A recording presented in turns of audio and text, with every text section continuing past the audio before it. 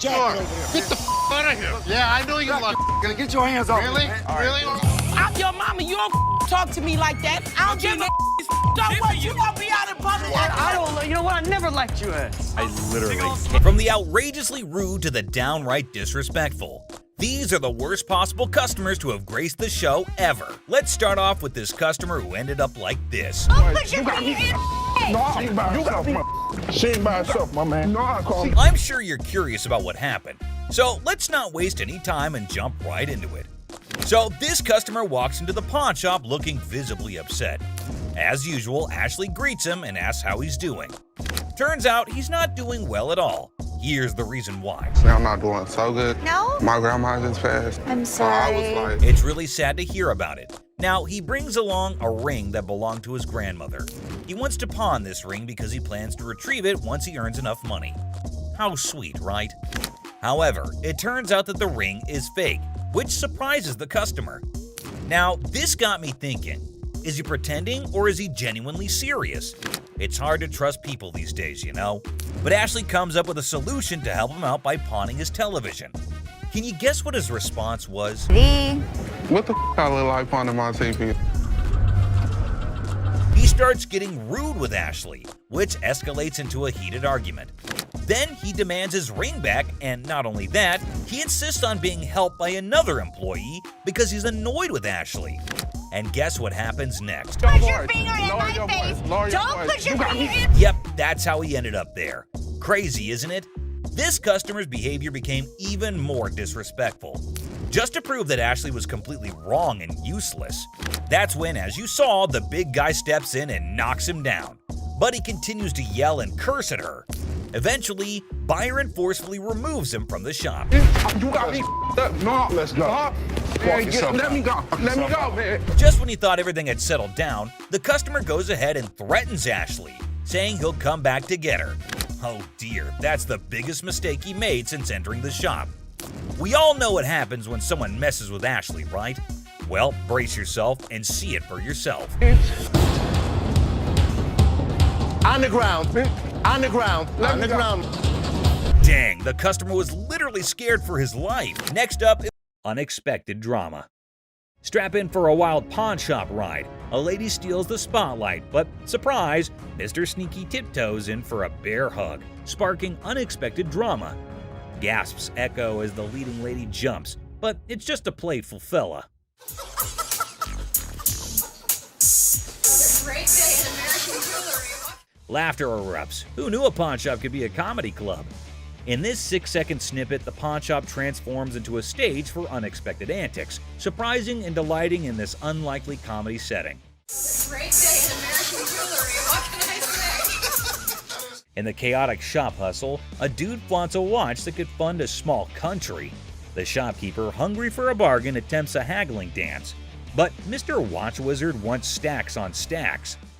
I came over to sell a beautiful watch. Okay? Tell me a little about it. Cue the dramatic moment as the shopkeeper grabs him, yelling, "Hold up, time traveler!" Suspense builds as they investigate. Is it legit or a fancy imposter? Get ready for the ticking truth. So, can you come back in about an hour? No problem. Perfect. I'll see you in about an hour. Thank you. Picture our man playing Sherlock, sneakily starting the girl checking the watch. Instead of screams, laughter erupts. A mischievous symphony until the fun police arrive. An authoritative figure sternly commands, "Stop right there!" Giggles turn into awkward coughs. Lesson learned. Messing with the timepiece police is no joke. They keep the watch world in check. Somebody had it open. You can see how screwed up they made those screws. Someone did have it open? You can see. Business clash. A dramatic drama unfolds as Mark, introducing himself, seeks business from the owner. Tension builds with background music, setting the stage for unexpected confrontations. Clearwater, Florida, but I have family up here in Northville, and we're starting a towing company, recovery, impounding. Mark pitches his towing business, convinced it's a better venture. The owner, unimpressed, rejects the offer, leading to a clash of perspectives and business philosophies. Well, things happen. We don't have that problem because we have fences around the building. The owner dismisses Mark's proposal, asserting control over his domain. Well, I'm going to give you some paperwork to sign. I wouldn't sign anything because I don't need your services. The comedy irony emerges as Mark persists, unaware of the futility of his attempts to sway the determined owner. The owner bluntly shuts down Mark's pitch, labeling it a shakedown. Listen. No, you listen. You are not coming into my business and trying to shake me down. The dialogue becomes increasingly heated, with the owner refusing to entertain the supposed business opportunity. What would you call it? I call it a business opportunity. I'm not interested. Mark's exit is met with firm warnings from the owner. The situation ends humorously with a comment on Mark's nice car, injecting a light note after intense confrontations. I'll be back. If I were you, I wouldn't come back. Whatever. The gym brawl.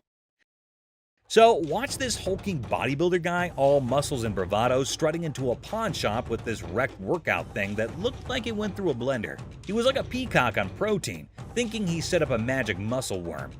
The shopkeeper, a guy with a face as serious as a freshly waxed dumbbell, raised an eyebrow at the smashed up widget on the counter. Hey man, I need to talk to somebody about this. This piece of junk I bought in here just a couple days ago don't work now, it's broken. Check out this masterpiece, our bodybuilder buddy declared, pointing dramatically at his broken workout thing. It's so messed up. I swear it's doing reverse squats by itself. The shopkeeper, squinting at the wreckage, deadpanned. Reverse squats, huh? Must be the newest gym craze. This thing obviously couldn't handle what I was doing on it, so 2 days later it don't even work, so. But our muscle hero was not giving up. Leaning over the counter, he claimed, "I want my money back." How about you just get my money, and then we won't have any more problems with this, but I need my money back. This thing's more of a comedy show than a workout. The shopkeeper, trying not to crack a smile, said, "Well, it's a one-of-a-kind piece, guaranteed to break the ice at any gym." Or what? Or what? There's gonna be a problem. How about what that? kind of problem is there Don't going to be? screw my man face. Oh no, that's like a WWE scene. Our bodybuilder flexed his words and shoved the shopkeeper. "Give me my money or I'll turn you into a cardio machine for a month." And just like that, the pawn shop turned into a wrestling ring. Don't touch. Come on, somebody. Come on, man, let's go.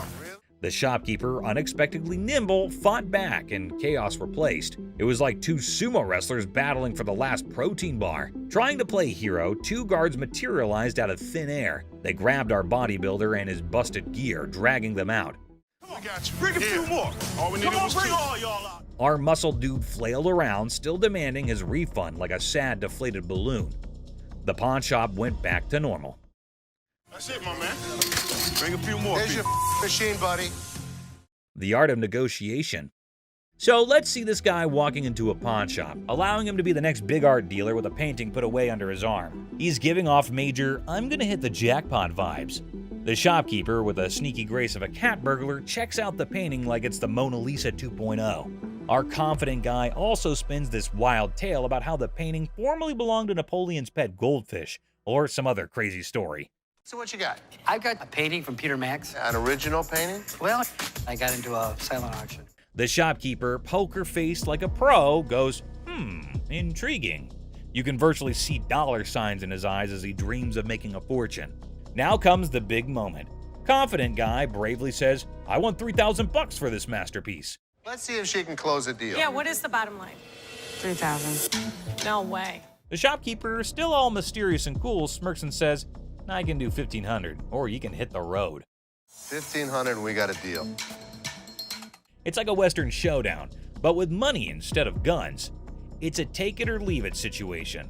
The confident guy, looking a bit less sure of himself, decides to pull a classic move, pretending to discuss it with his imaginary art expert friend. Maybe it's an unnoticeable chum with an art degree.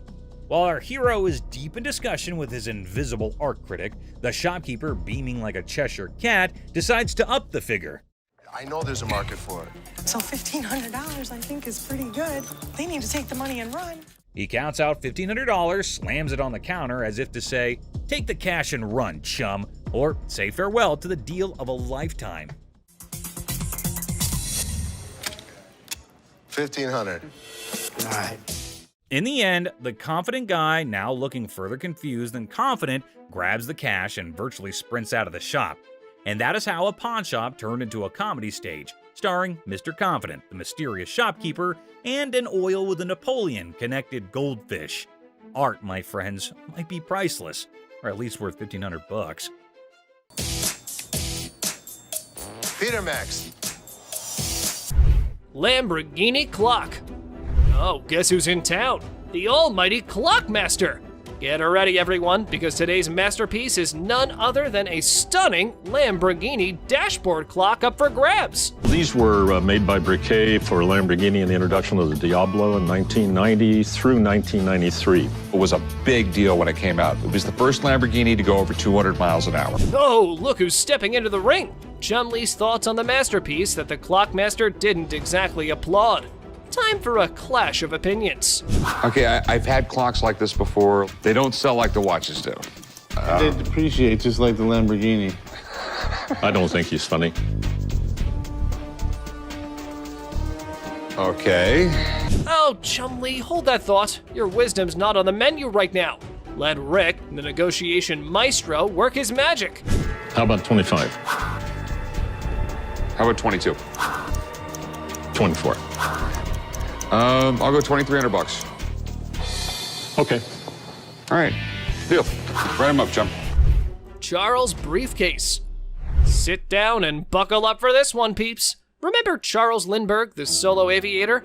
Our man here claims to possess his briefcase, and he's looking for some big bucks. A couple had bought a home, and this was one of the items that they had found. When they opened it up, they seen where it had embossed the name Charles A. Lindbergh. Okay. Right here. C.A. Lindbergh, Little Falls, Minnesota. Oh sure, let's not make paper planes, and just have our fancy briefcase professional take a look at it. Because that's the most important thing, right?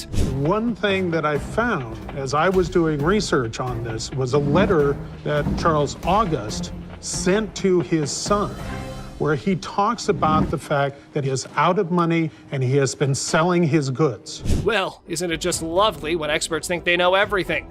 Our Lindbergh enthusiast has a different perspective and believes that their opinion is just as valid. I mean, try and do some more research, try to get some more documentation. That's all I can tell you.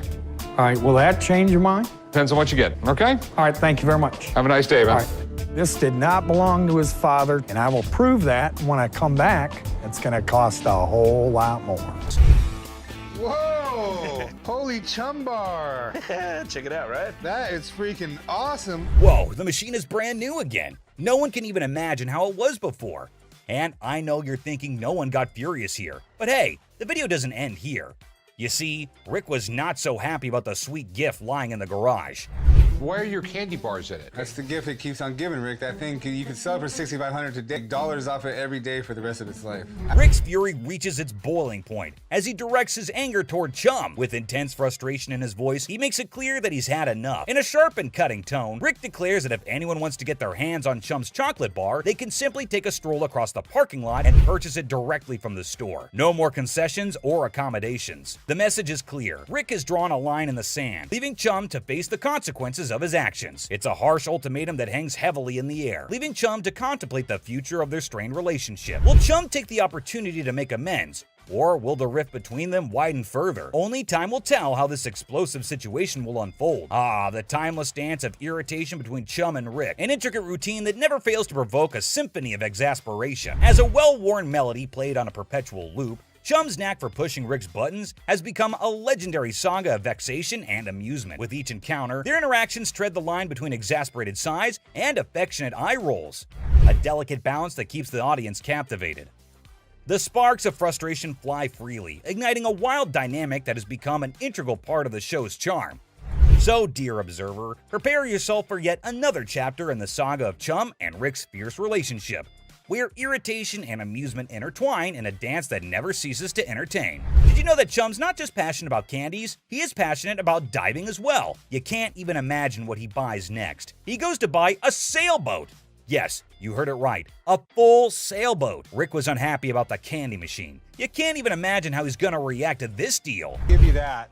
Minus a little bit of paint and, a little glue and some elbow grease, I think it's in great condition. In the realm of high-stakes negotiations, a pivotal moment emerged when Chumley laid his cards on the table, offering a seemingly irresistible deal for a remarkable boat priced at $7,000. But Chum couldn't agree on this price. It was too much. The air crackled with anticipation. As the weight of the proposition hung in the balance, threatening to tip the scales of Rick's patience. It was a make-or-break moment that had the potential to send shockwaves through their long-standing relationship. The stakes were set, and the tension mounted like a pressure cooker nearing its boiling point.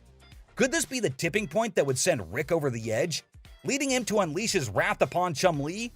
The suspense was palpable, and we are eagerly awaiting the outcome of this risky transaction. Chum made a really nice bargain, and came to $3,800 as the closing price. The boat, I realized I was gonna need somewhere to park. Since it's such a beauty, a better place than right in front of the pawn shop. All right, start right there. Oh boy, get ready for the inevitable fireworks when Rick lays eyes on a massive boat about to be parked right in front of the pawn shop. You just know trouble's brewing. Rick's face turns crimson with anger as he witnesses the chaos ensuing in the parking lot. Shouting fills the air, ropes are flailing about, and the situation is spiraling out of control. Now, it's up to you to decide how Rick will react. Will he burst out of the shop like a raging bull, ready to lay down the law and restore order? Or will he take a moment to cool down and approach the situation with a level head? Brace yourself for the dramatic clash that lies ahead. What insanity do you guys have going on? What's going on here? But hold on, there's a twist in this tale. Chum steps forward, determined to explain his actions, and hopeful that Rick will actually commend him for his endeavors. With a mix of confidence and trepidation, Chum begins to share his motivations and the reasoning behind his seemingly chaotic actions. He lays it all out, hoping that Rick will see the brilliance behind his plan. What do you think? How will Rick respond? Will he give Chum the recognition and praise he desires, surprising everyone with his understanding and appreciation?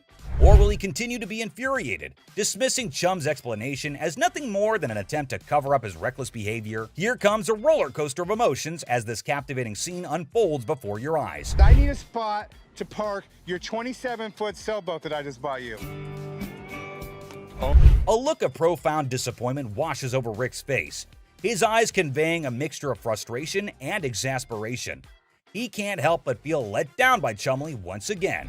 With a raised voice, Rick unleashes his discontent, emphasizing the absurdity of the low price Chum Lee has set for the boat. In a biting remark, Rick suggests that if the boat is being sold at such a bargain, one can only imagine the true condition and quality of the vessel. He acknowledges the undeniable truth that a good boat worth its weight in value would never be sold at such a low cost. The disappointment in Rick's voice is palpable as he grapples with the reality of the situation and his frustration with Chum Lee's decision-making. It's a moment that highlights the clash of expectations and the unrelenting nature of their dynamic. Poor Corey gets dragged into it for no apparent reason. Supposed to be a manager. You handle this. We're not going to have a boat in the parking lot. Put the boat somewhere. And where I'd like you to put it, I really can't say. Poor Chum, yet again, not appreciated for any efforts. As if the mounting list of Chum's blunders wasn't already enough to incite Rick's fury, an air of suspense fills the room as Chum finds himself teetering on the precipice of yet another foolish choice. Tension crackles in the atmosphere as we hold our breath, waiting to see if Chum will repeat his pattern of misguided decisions.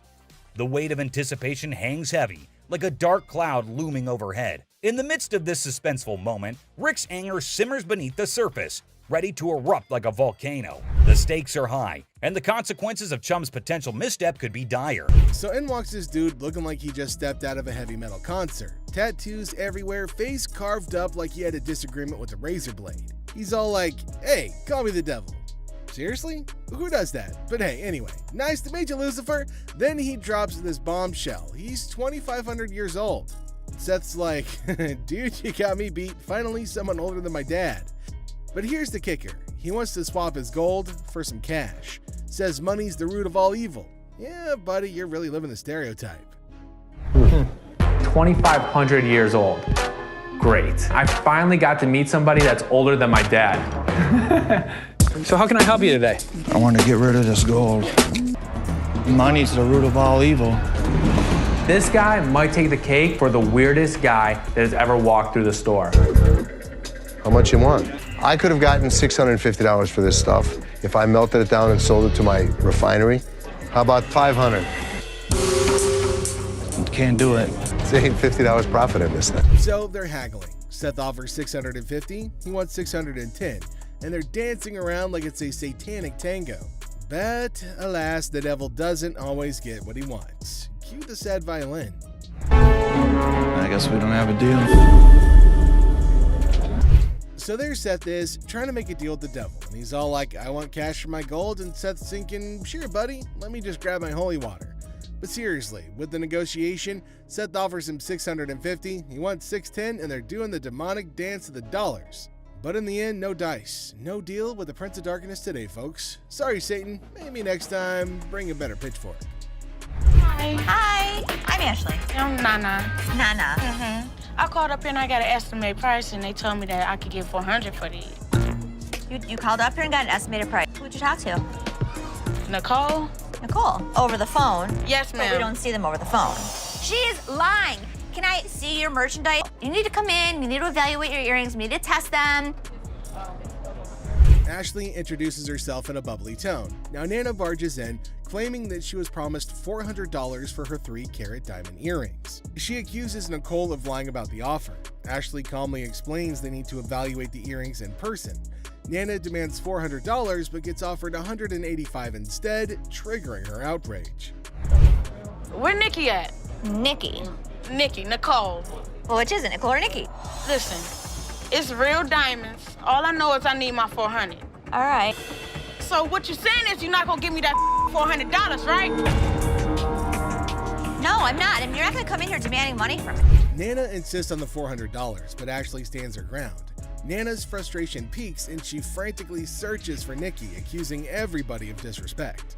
Chaos ensues as Nana's volume rises, demanding her mother money. Ashley remains composed, but Nana's confusion and persistence escalate the situation. I am because that's what I called for. And they told me that they was gonna give me $400. Now where the is Nikki at? Where the is Nikki at? Nikki! What? No, Nikki! Where this bitch at? She all of a sudden darted away from me, started screaming for Nikki. It was like a bat out of hell. Where this bitch? I don't need nobody to escort me out this bitch. Oh, y'all. Okay, have a good day. And kiss my ass. Keep walking. Bye. Nana. You bitch. Oh, you mother. Give me a headache. Nana's outburst intensifies and she demands respect while causing a scene.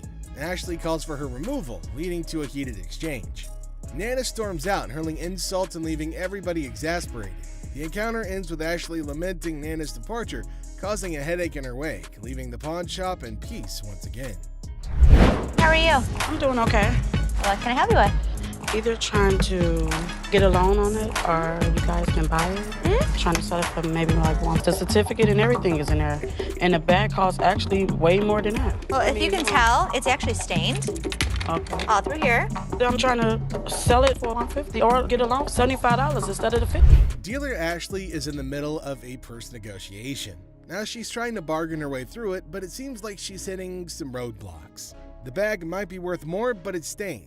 Now the dealer's not budging, despite the customer's attempts to reason. It's like watching a standoff at the OK Corral, but with handbags instead of firearms. It costs way more than this. Okay, but I'm not going to pay you for the amount that you think it's worth because it's stained. This is not one of the newer ones. This is not this season. I know about purses. Can I get some? My pepperoni looking ass. Pepperoni ass? I don't even know what that means. Did she take a look at her own ass? Can I get somebody else? Now, things are getting pretty spicy. The customer isn't backing down, throwing out some colorful language and asking to talk to somebody else, maybe hoping for a more favorable deal. Now Ashley's standing firm, not letting the pepperoni insults get to her. It's a battle of wills over a bag, and nobody's giving an inch. Can't blame a girl for trying, though. Somebody else? Why do I have to talk to you? Because You disrespectful. I'm disrespectful and you call me a pepperoni ass? Ugly ass bitch. Can I talk to the owner? I'm the owner. You're not the owner. The owner is the other man. You must have. How you get here? You your way to the top. The tension's palpable, and the customer wants to escalate things, demanding to speak to the owner. All surprise twist, Ashley is the boss lady. So, will the customer stick to her guns, or will she fold like a deck of cards? Religion bullying of less. Okay, here we got a female Karen at the counter at a pawn shop. She's looking quite serious and angry. She inquired the manager at the counter to do her work ASAP, and in no time she got angry. How pathetic is that? Like, how can someone be so impatient? God knows what has gotten into this woman. She's asking for her gloves, which were sold before, and now she's claiming that she has not sold them. How creepy is it? You sold the clubs to us. You didn't pawn them. I did not sell my club. She continued to argue until Les Gold came, and now who knows what is going to be the next move of Les as he is angry. And now Les is dealing with her, and she is constantly fighting for her gloves, which are not really hers now. Let me make this perfectly honest. Let me make it perfectly clear. This is a very sad commentary. And see, holy she attacked Les's religion. It is really unethical, and that lady is getting more than anything. Anyone down on the luck you make big fat money off of in your Jewish ways. The Les got angry a lot and are just screaming at her and asking her to get out. She should get out, actually. Get your anger out of here. Anger management, Don't sir. talk about my religion, you. Les lost his control, but the woman is still bullying him of his religion. No, man, she's putting herself in a dig. She should behave. Okay, Les gets out of the cell and is about to kill that lady. The lady sitting in her car was still yelling and making him furious about his religion. Christina stealing money. Here's something curious happening. Les seemed to be very angry over that man. Don't know what that man was doing there and what he had done, which made Les angry. Let's see what will happen. Go get security. Then go get Ashley and Seth, and then bring me in Christina. You get it. The security cameras are on check. What's cooking around, guys? Oh, Christina is on account as she is caught stealing. Les is asking her about her act. See, she's just acting like she has not done anything, but she has not stolen anything. Les is looking hell furious, like he will kill her for her cheating. Ashley and Les are asking questions about her deals. Seth and other Pawn Stars present there are so curious. Les is asking how she does that. Too strange how clever she is. She sold things for a higher amount but reported less amount and stole the leftover money. Everyone there is so angry. What is gonna happen now? Set me free, Christina, and I will open up that door. Les is curious as he is sure that Christina cannot do this kind of stuff alone. There must be some other people supporting her in his play. Tell me something that's gonna get you out of jail today. Who's doing to me today? Les is taking it to extremes and asking again and again if there's another one with her. Have you been working with any other employee? No. All alone without any knowledge of anybody else stealing from us, correct? Oh God, he asked her to send her to jail if she did not speak the truth. Oh my God, things are getting worse. She's not telling anything. Les is definitely going to send her out of the pawn shop to sell. I'm here to sell my collectible Amazing Fancies issue, and it's 24 karat gold and sterling silver, and it's Stan Lee's autograph as well. This is all original casing and stuff. There's only been like 1 or 2 that's been sold since like 2003. So I don't want it, because it doesn't match anything I have at our apartment. Can we talk about this woman though for a minute? Why would you be in this relationship? I don't want to take this from this guy. No. A guy brings in a really interesting piece to the store at the behest of his controlling girlfriend. Ashley only wants to focus on business, but Bobby J is quite bothered about the customer's relationship. Unfortunately, it's not 24 karat gold. Oh, it's not? It's plated, which decreases the value a lot. Let me ask you this. What else have you had to get rid of? Nothing else. The only reason... The kid's miserable. He's scared to death to say anything. We should have helped him. You can't have this. You can't do that. And would you ever do that to somebody? Can you just go over there and finish what you were doing before? I can have an opinion about something. You can, and enough's enough. Thank you. The gold gun that Les bought from the expert comes in and saves the pawn shop more money. However, Bobby J's only concerned about saving the customer from his girlfriend. Mike. Scott. Scott. How you doing So today? tell us a little bit about your... 1958 Perilla Greyhound. Most scooters use stamped wheels, where these are spoked wheels, kind of blends between a motorcycle and a scooter. The rarity of the bike, there's only known to be about a dozen in the country. Of this particular brand? This model. So, realistic. Best deal. Tell me what you can do. Give me 1 minute. The customer walks in to sell a vintage motorcycle. The motorcycle is nice enough to catch Les's interest, but the price makes Les second guess. A 58 Perilla motor scooter.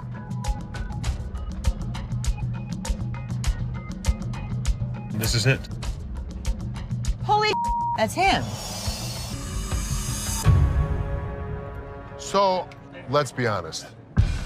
How much were you asking for it online? I was started out at 25. And then what were we gonna do, raise it? This guy is trying to screw me. How can you get more if you have it online for $2,500? I took it off because nobody wanted to buy it. It's there. Yeah, don't bullshit us. No, it's not the bullshit. Les and Ashley don't appreciate this customer's attempt to play a fast one on them. I was ready to make a deal. But your dishonesty just pisses me off. Don't come in lying to me and telling me that you got it out there for $4 grand and you're selling it already for $2,500. Next time you try to sell something, don't lie to somebody you're trying to sell it to. Tell people the truth. It'll get you farther. Yeah. Don't come in bull me. Do you think we've become what we are today because I'm stupid? Good work. Latex vacuum bed. Look who's spicing up the pawn shop scene. This dynamic duo's got a latex vacuum fetish bed up for grabs. You know, just your average afternoon errand. Latex vacuum bed. A what? A latex vacuum bed. So you have sex with latex? Pretty much. It's like the autoerotic asphyxiation. Pretty much, yeah. Bobby J surprisingly knew exactly what this thing was. All right, I was wondering, who needs candlelit dinners when you can have vacuum-sealed intimacy? I'm not here to judge. However, here's a quick demonstration. Is it normally when Felix has his hand over his mouth? Normally what they like. I actually used it. Are you breathing? Here we go. Not gonna work. It's working. Everyone's a critic when it comes to, what's the word? Innovative sleeping arrangements. Yeah, there we go.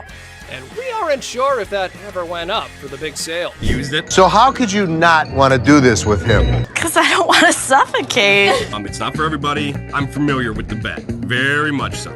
Just imagine having sex now. He don't have to hold you. Perfect. Well, now we got that out of the way. Just a normal fine day when this guy walks into the pawn shop to sell Les Paul's document collection, including an incredibly unique and world's one-of-a-kind Les Paul SG guitar that belonged to his Aunt Mary. And guess what? She wasn't just some guitar lover or a casual Les Paul fan. Les Paul is practically a legend in the music world. He's known for creating the Log, which was one of the earliest electric guitars, and he held patents for various innovations in pickups, amplifiers, and pretty much everything related to electric guitars. In the 1950s, Les Paul and Mary Ford topped the charts with over a dozen #1 hits and sold millions upon millions of records. No doubt the pawn shop literally hit the jackpot with this collection. You might be wondering why someone would sell such a rare item. Unfortunately, it's because Mary's nephew had some debts to pay off. So the seller is hoping to get $250,000 for this collection. The big question is it really worth that much? And is it still in good enough condition to fetch a high price? Let's find out. Rick Harrison calls for Drew, the expert from Authentic Autographs Unlimited. And can you believe it was his first time dropping that much dough on a guitar? Insane, right? But someone in the comments section went all out and said that those papers would fetch a whopping $190,000 if Joe Bonamassa got his hands on them. Another user totally agreed with him and even said that if this guitar showed up in the right magazine, some millionaire rock star would easily drop at least $200,000 for it. But here's the main part. Did the pawn shop actually make any profit? Hell yeah, they did. Once the show aired, they wasted no time and threw that bad boy up on eBay.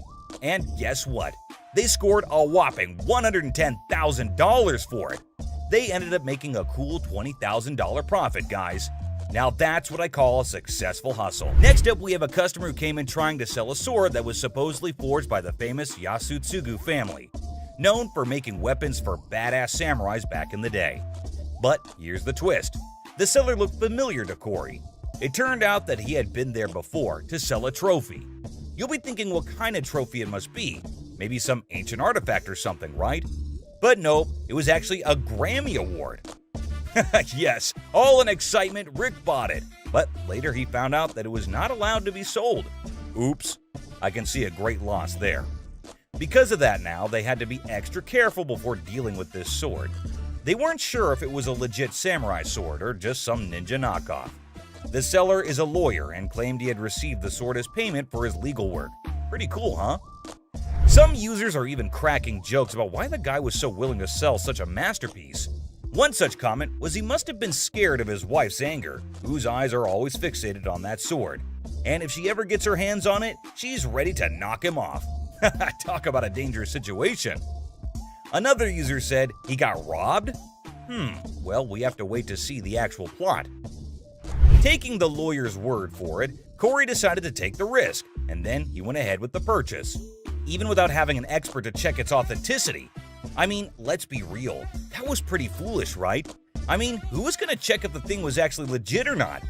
So they asked the seller how much he wanted for it, and he said $5,000. The buyers were skeptical about its condition and started throwing offers as low as $800. That's a crazy drop. But the seller fought back, saying every bit of that sword is worth the full $5,000.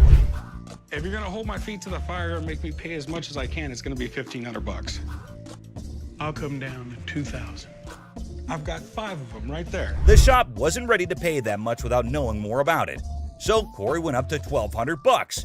He was trying to get the best deal he could, but the seller didn't budge. They went back and forth until finally the seller settled for Corey's offer of $1,500 just to get Rick off his back for that Grammy thing. After buying the sword, Corey was not at peace and was restlessly waiting for the expert who was out of town during the appraisal. Man got beaten by less. Well, people, there came a black young boy towards Ashley's counter. Ashley asked him, "Greetings. So, is he here to sell something?" So you want to just pawn it, right? Because you want to be able to get it back? Yeah. How much are you looking for? Hope so. It will be a good deal for that man, until or unless something happens. He is here to sell the ring of his grandmother who just passed away. Well, a really sad news, but it won't affect the deal because business is always a business. He wants to sell this ring to have some money in order to make some funeral arrangements. Well, whatever the cause is, Ashley checked it out, and to surprise, it wasn't real. Do you have anything else? Because this, unfortunately, is not real. It is a fake gold, so it can't make money. This statement made the man angry. He started shouting how strange and creepy it is. He should not react this way. If the ring is not real gold, it is not someone's issue. He should take it out with himself. He started yelling at Ashley, and Ashley is just controlling herself. I need to speak with somebody else because you irritate me flat out. She does not want to create some mess, but he's not stopping. I think he wants to insult himself. It will make things go mad. He is extremely screaming and trying to hit her out. That crazy man is calling death. The guard came who held him up and set him onto the floor. He's trying to beat Ashley and getting over her. Don't tell me what to do. Don't put your finger in my face. Well, the guard is keeping him away. Les is here. Matter is gonna be very serious. That man is not understanding the matter, still trying to fight. Guard taking him out of the shop. Les is joined and is getting angry over that man. Les and the guard beat him and get him out. Oh my God, what a fight. That crazy man. Lady yelling at shop. Hey there, welcome to the Pawn Shop Records, where things get crazier than a wacky TV show. Today's main character is this lady with a cap and a cool style who thinks she's the pawn shop queen. Alright, I'm Terry Austin. I came to get my ring, my computer, and my 60-inch TV. So, watching this, she walks in, demands a ring and TV, but has no ticket or ID. She insists she comes every week, but cannot remember the shopkeeper's name. It's like a strange game of guess the pawn shop guy's name.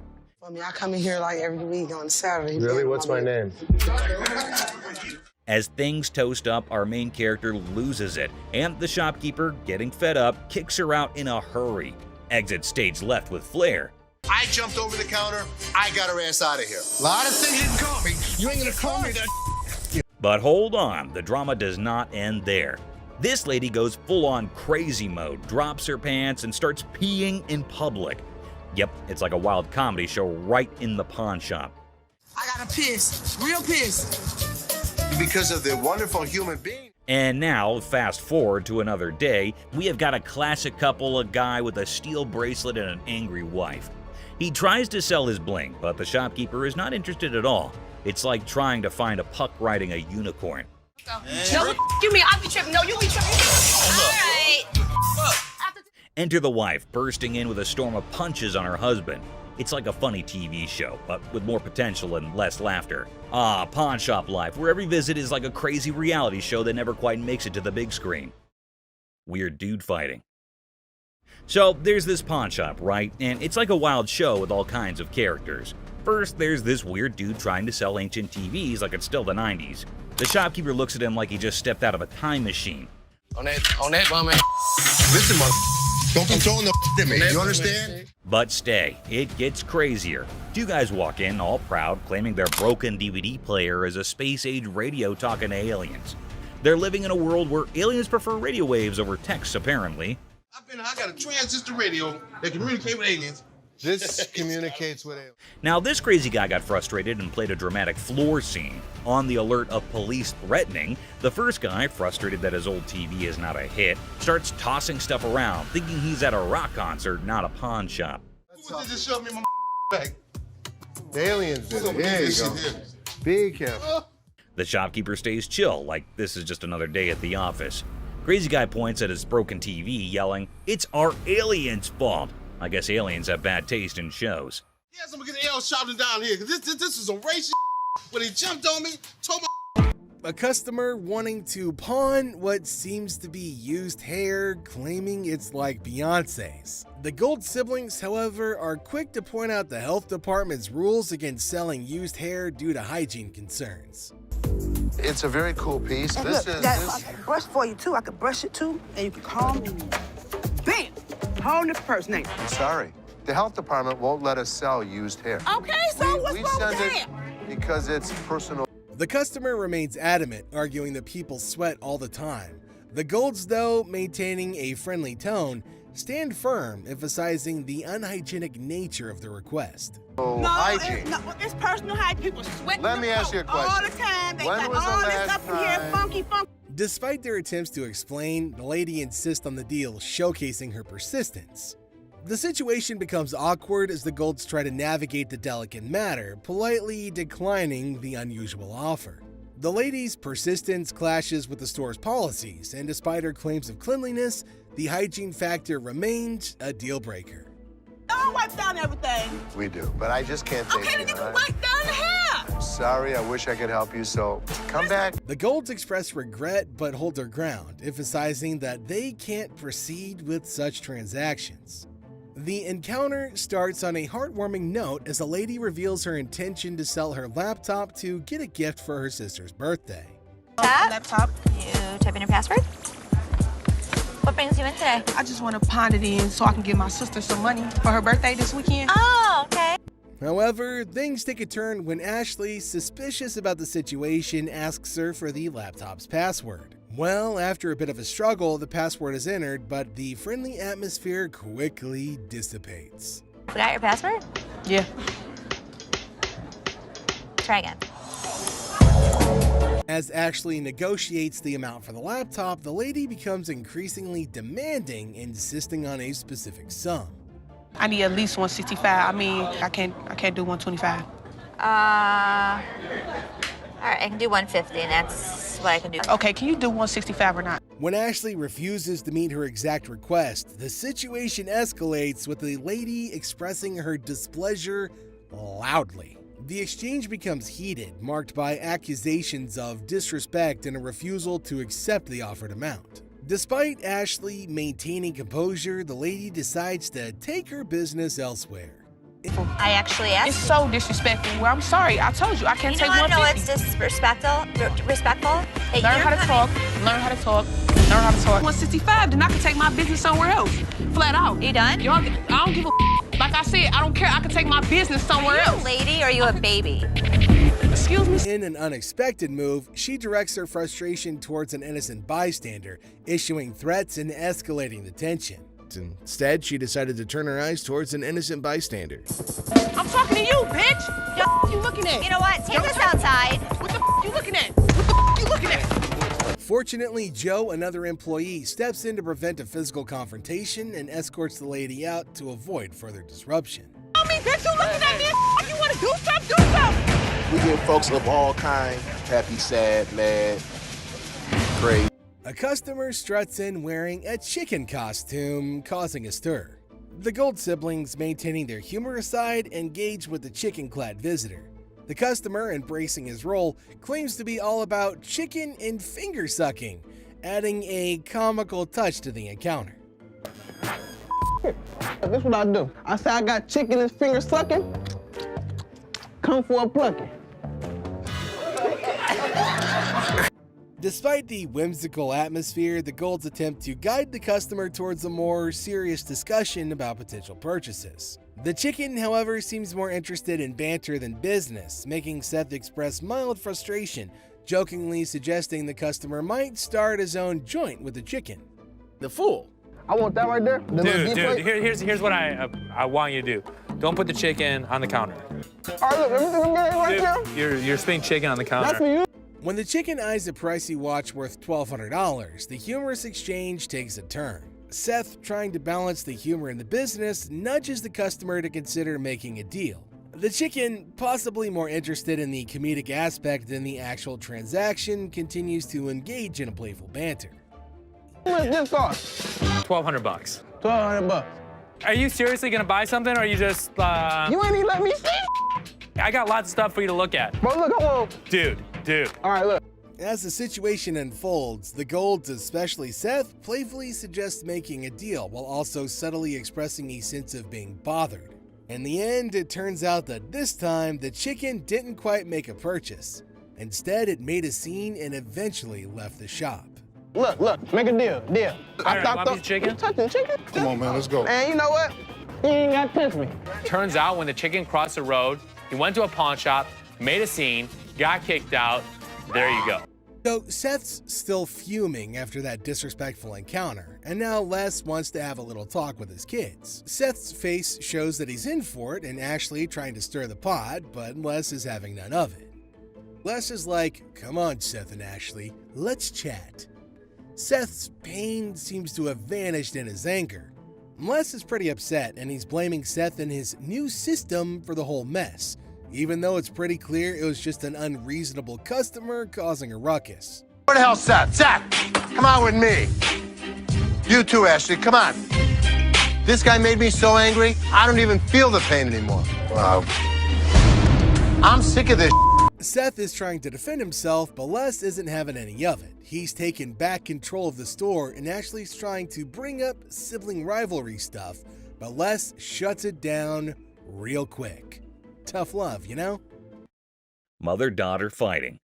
So there's a woman coming with her daughter. She showed some pieces of bottle in her collection of stamps. According to her, it is worthy, but actually it is not. Les asked her that it is not that worthy. Oops, the mother got angry at Les, because for her, they are worth everything. What will happen now? So what you got? I got some really expensive stuff. Show me. Oh my God, the daughter charged a fire against her mother. You better dumb. No, you girl, what the hell wrong with you? She triggered her and insulted her for her useless collections, and oh my God, look, they're about to have a deadly fight. Oh God, the mother scratched her daughter. Les is stunned. Hell, they don't want get the off my what the is wrong with you? The mother and daughter are having extreme fighting conditions. Everyone around is watching them. Les is stunned and did not have any idea that this would happen, or it might be very casual to them. Get the up now. Okay, the guard has been called. The mother is still beating her daughter well and doesn't want to argue anymore. Both are screaming at each other. The security guard is letting them out. Oh my God, how embarrassing and strange it is to see mother-daughter fighting like that. The security guard gets them out and everyone is laughing at them. Astonished Les. I had to intervene. Okay. Man threatening Les. So a man entered the pawn shop and headed straight towards Les. Seems like it would be a happy deal with that cool customer. Okay, the man had an anniversary today, and so both are sharing some joys together.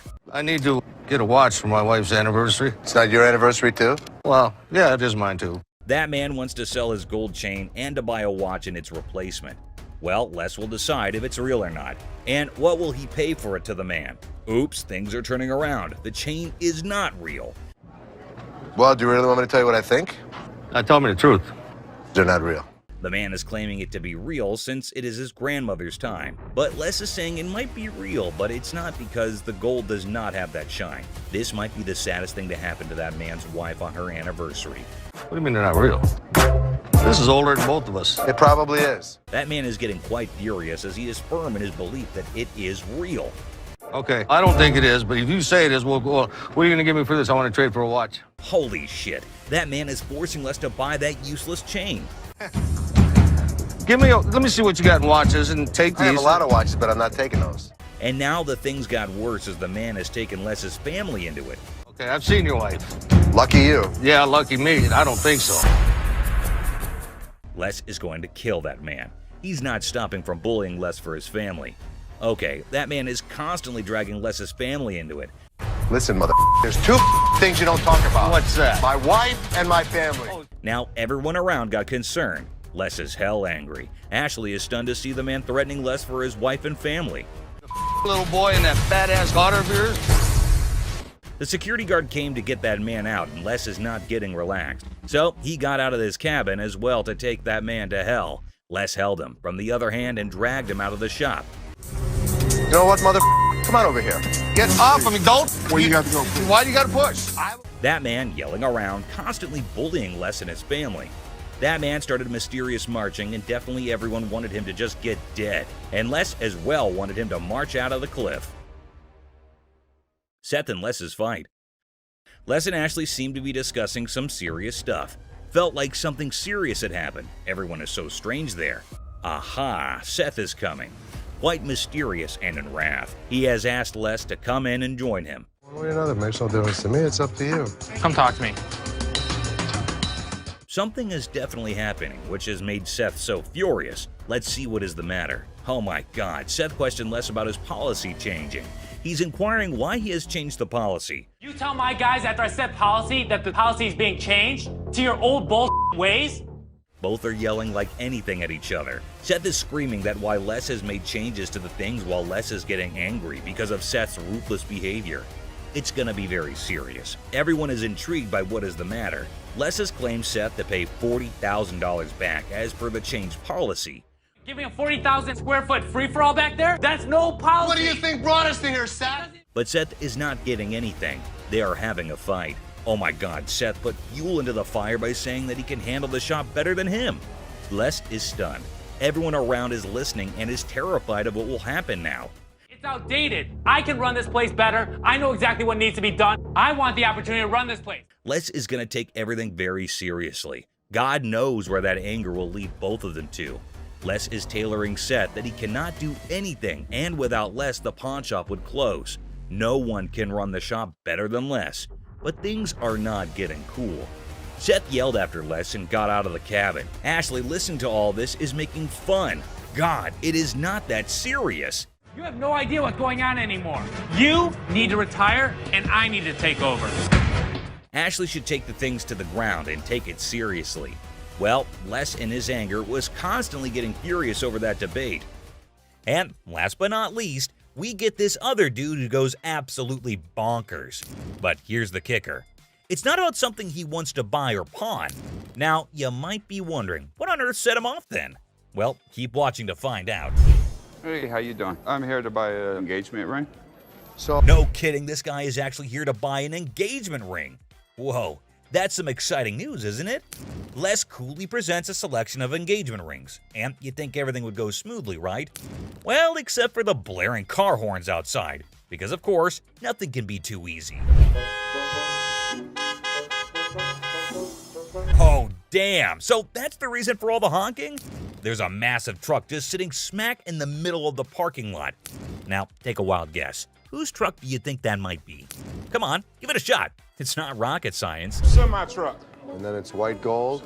That's me. Sir, can you... Ding, ding, ding. It's none other than this guy. So Les politely requests him to move his truck from there. And what do you think his response was? Find your place to park? Oh man, come on now. I'm in a hurry. I can't be moving my truck in this. Yikes, did he seriously say that? I mean, how do some people not have basic common sense? Did he genuinely think he was doing the right thing? Les is clearly not putting up with it, and you could totally see that. You don't have an option. You have to move your truck. I'll be more than happy to show you. Can you believe this guy had the nerve to straight up say no? Well, let me tell you, things are about to take a turn for the worse for him.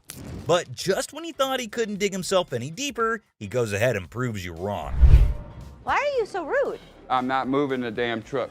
Byron, take over. Well, obviously he's about to get kicked out, and trust me, you gotta watch this. It's absolutely hilarious. Move the truck. Come on, man.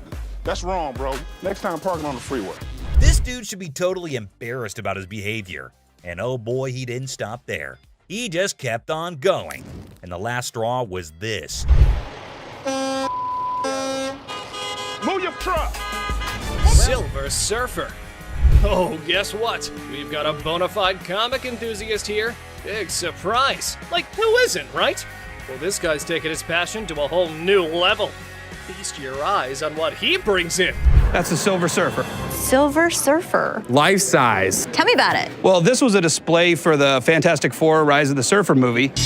They made 1,500 of these, and plywood board. It is wrapped in a vac metal plastic wrap. Oh, what a shocker. It's a collector's item.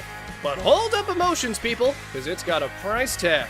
I'm not sure if the experts are going to agree. Well, online, these things go for $3,000. Actually, Silver Surfer was voted in the top 50 recognizable comic book heroes in America. I mean, I really went $2,000 for it. I am willing to buy this from you for $500. Hey, genius. If you're after that dream price, maybe hit up a comic store. Selling your treasure trove at a pawn shop? Yeah, real brainiac move here, buddy. 900 bucks. That's it. Think I'm gonna have to walk. All right, well, it was a pleasure. We're gonna go surfing on home. See you later. Custom-made electric chair. Folks, take a puff. We've witnessed all sorts of weirdness at the pawn shop, but this fella's cranked it up a notch. Check out his wild sell list. So tell us a little bit about them. We have Halloween retail stores. This is a custom-made electric chair. There's a whole show if you guys want to see it. Sure, go ahead, show us. Hell yeah! I'm really into this kind of thing. This might be the new feature at my house on Halloween.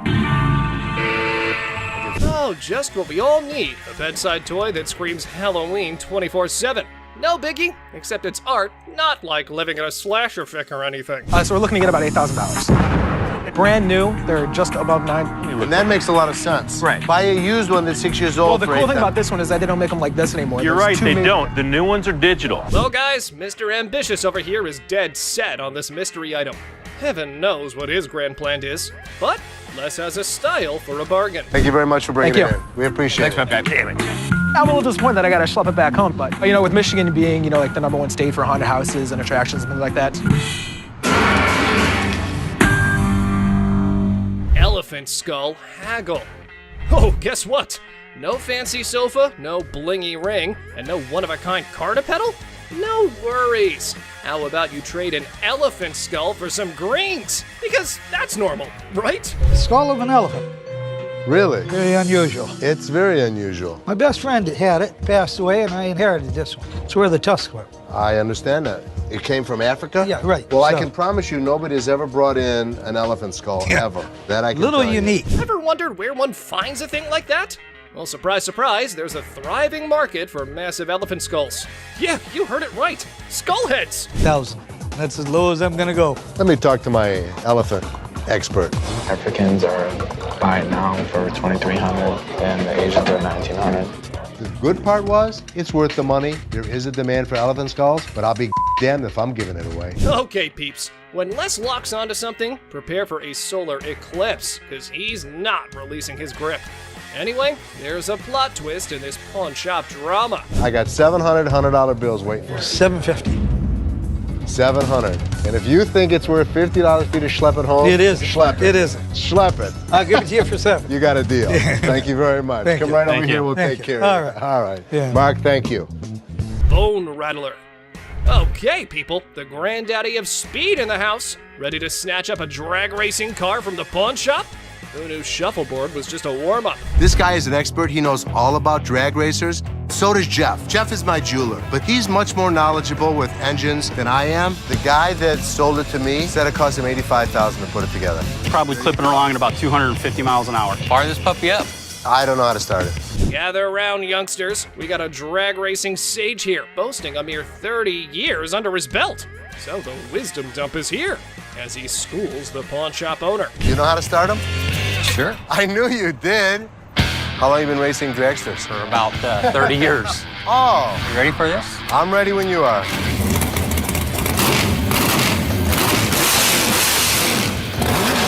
All right, Mr. Been There, Done That. Let's see if your drag racing tales can seal this deal or take a nosedive. Now, coming straight to the negotiation. 20 grand. 7,500. I don't think so.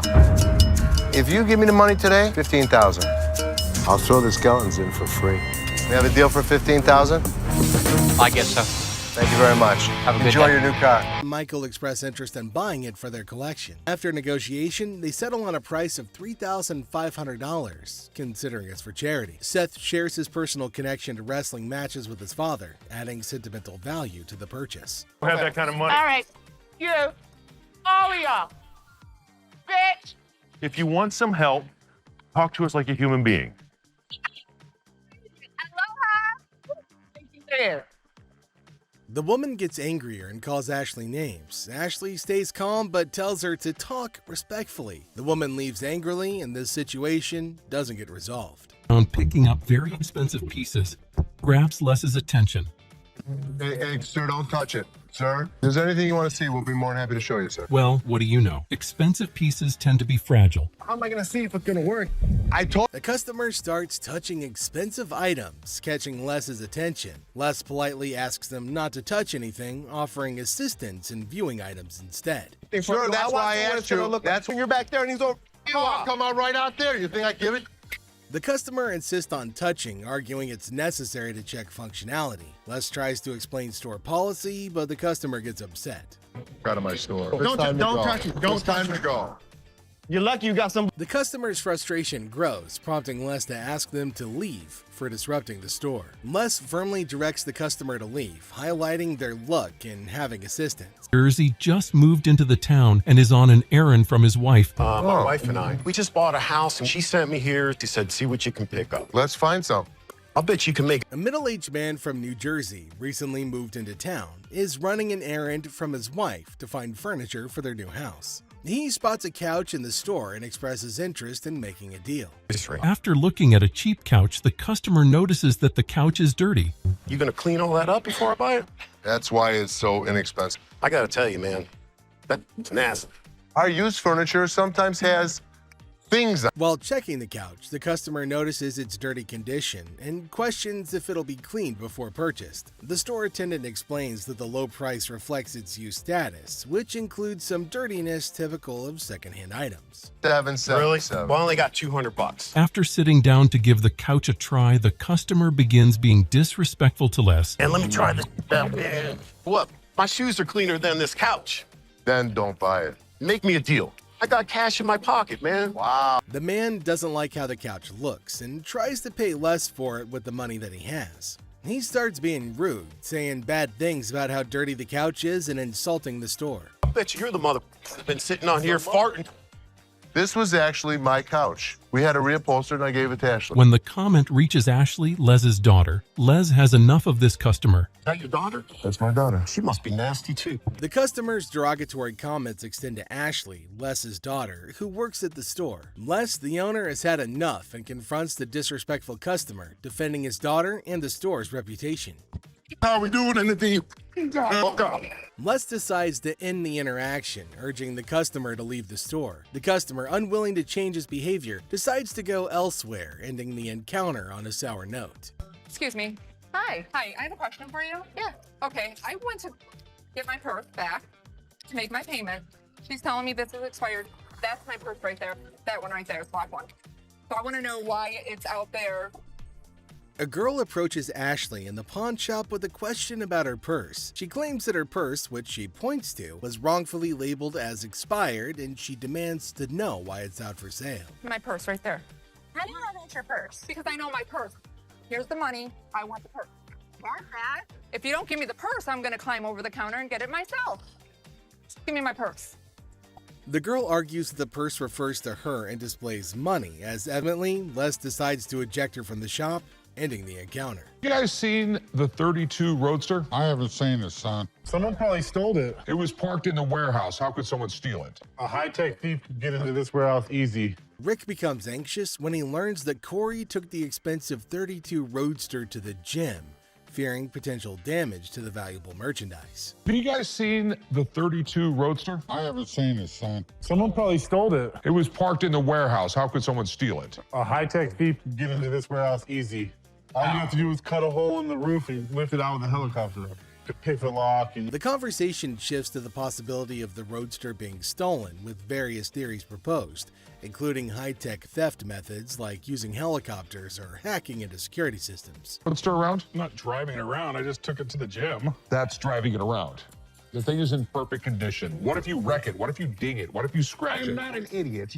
I'm your partner. Rick says he didn't drive the Roadster just for fun. He says he only took it to the gym. He defends himself from being called careless. He reminds everybody that he's a partner in the business. I can't believe my dad's giving me a hard time about this. I mean, what's the point of owning a pawn shop? Tensions raise between Rick and his father as they argue over the handling of the Roadster. Rick feels frustrated by his father's skepticism and restrictions, questioning the purpose of owning a pawn shop if he can't enjoy its items. Later found out that the car was not nearly worth $68,000. His expert had failed to notice that the car was a hot rod. Later, Rick learns that the Roadster is worth a lot more than he realized, valued at nearly $68,000 due to its hot rod modification. So what can I help you with today? Got this ring right here. See how much it might be worth. Okay. I also wanted to know how much you guys... A customer brings in a ring for an appraisal and to inquire about pawning it for cash. He seeks to understand its value and potential loan amount. What are you talking about? You said you were coming in to get a receiver. Why'd you take my ring? Well, I wanted to see how much it was worth. Well, why'd you take my ring? Yesterday you said you needed bike parts and didn't have the damn money. And all of a sudden you got my damn ring. The problem started when Les checked the ring to see how much it's worth. The customer. However, Ashley stands firm, recognizing the futility of the scam and the level of wrongness involved. It's like trying to sneak a peek at the answer key when the teacher is watching. Yeah, that's not happening. First of all, don't talk to me like I'm an idiot. Give me my purse or I'm gonna come over that counter and get it myself. Oh my God. Get your hands off me. Have a nice day. Let's go. With a swift resolution to this failed escapade, the girl finds herself unceremoniously escorted out of the store. Lesson learned. Ashley's scam radar is always on, and jumping over counters won't get you far in this pawn-filled drama.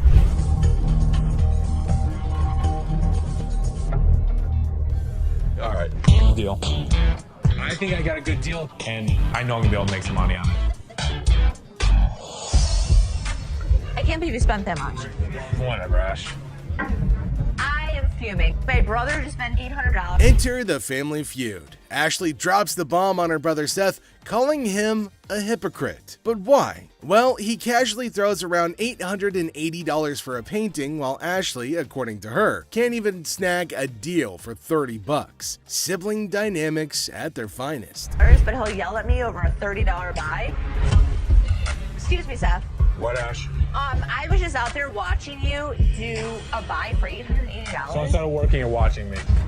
I was out there, and you bought something for $880 when you gave me such crap about that $30 roulette table. I'm not buying plastic. I'm buying stuff that we can actually resell without a problem. We will never resell that. They will sit in the back and rot. Are you kidding? We'll put it around the third corner. We're gonna make $1,000 plus on the deal. Really, Ash? You know I'm gonna be upset. The plot thickens as Ashley confronts Seth about the apparent double standards. She probes into the intricacies of spending $880, questioning how bad it could be. Seth, in classic sibling fashion, argues that his purchases are all about resale value, a concept he conveniently forgets when it comes to Ashley's shopping habits. According to him, he's the revenue guru. You are just a hypocrite. She was just being ridiculous. I just want her to stop talking. Ash, what do you want from me? Apologize to me. Apologize? Apologize because you're such a hypocrite. You know what, Ash? I'm sorry. I'm sorry that you're a bitch. You, Seth. You're such an ass. I am not going to forget the situation anytime soon. Seth better watch his back. Things heat up as Ashley demands an apology. Seth takes a nosedive into being the ultimate a-hole, apologizing for an $880 buy. Oh no. Instead, he hits her with a sorry not sorry for her supposed attitude, topping it off with a charming label. Well, let's just say that it rhymes with witch. Sibling rivalry reaches a whole new level on this show. There's two guys out here that are saying they were scammed out of their laptops, and that whoever did it is working with one of our guys. You want to come out and talk to him? All right. Thank you.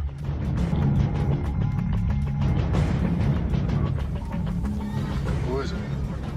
Les is hit with some unexpected news. A few guys claim that they've been pawned by a girl from the staff. Les, ever the detective, approaches the situation with a mix of suspicion and humor, wondering aloud if he's either unintentionally swindling customers or if bizarre customers have taken up a new form of thievery. Tell me. She pawned 2 of our laptops, and she told us she was gonna bring them out to the back. Somebody again. Okay, wait. You pawned something? Yes, she had to take it to When did you pawn it? Today. Today. She Okay. had to take it to us. And the money? Yes. These two kids come in and talk about have some girl pawn 2 laptops. The plot thickens as 2 disheveled DJs step into the scene, laptops held hostage. The atmosphere turns somber as the weight of the situation sinks in. It's a strange occurrence that has everyone wearing expressions of confusion and concern. Les, with his seasoned cool, casually queries about the laptop's ownership, revealing they're registered under the mysterious girl's name. Split the money 3 ways, and one of my employees was gonna walk it out the back door. Either this is a new way for my employees to steal from me. To contact the owner because we want. I am the owner. I'm just trying to switch the ticket so she can't have them. And it's in her name. No, that's why I wanted to know if I can't do it. The tension rises, but Les doesn't crack under pressure. Maturely handling the situation, he asserts that he needs the lowdown to work his magic and get those laptops back where they belong. It's a pawn shop mystery, and Les is the detective determined to unravel the peculiar case of laptops and loyalties. Because your sign is saying that I can get 30 days of free cash. If you're a new customer with those first 30 days, you can get interest-free loan. You only pay $1 per store. But it's saying if I brought a friend with me that I can get 30 days of free cash. It's for an interest-free loan. Okay, so there came a woman at the counter. Let's see what she's gonna come up with. Is she asking for free money? I think she might possibly be mad, though it is kind of funny that she's got enough courage to come up and ask for money without investing anything. Now, the lady at the counter frowned and asked her if she paid or not. Intriguingly, she hasn't paid anything, but she's still asking for money. Holy shit, what's wrong with some people? You're just misreading it. No, you're misreading it. That's not what the y'all sign is saying, bitch. It says I get free cash for 30 days in this month. You're not getting no free cash. Where does it say that? Who told you to get in there? You did. I'm not talking to you. I need my cash. I need my cash. It says it right here. Free cash. Oh, and to make matters worse, she started shouting at her. Everyone around started looking at her, wondering what the hell was going on. Seth and Les get a little furious as everybody's just standing around trying to figure out what's going on. She started bullying her, but the lady tried to explain to her again that she misunderstood the agreement and they're not just gonna give her free cash. But this lady's just not listening to anybody. Well, Seth then enters, so who knows what's gonna happen now. I brought my friend with me. If you get a loan and you refer a friend, you can get 30 days, interest free. That doesn't mean we're just gonna hand you cash. What do you have to pawn? Come on now, you don't have to talk. I'm the Don't screaming. Can you read? Read what No, it says. can you read? I can read. I can read. People was waiting to get her. You don't have to pawn. Shut the Les entered and asked her whether she read the whole document or not, and she was not listening and constantly arguing and pointing to them as if they had done something wrong. Meanwhile, other women decided to intrude, and oh my god, it's gonna be funny. Looks like they've all decided to have a fight in the pawn shop. Wonder how that's all gonna end. And it looks like Les is gonna join in too. The other woman that just jumps in the middle. You gotta get in that blind. People need to get out the you gotta go.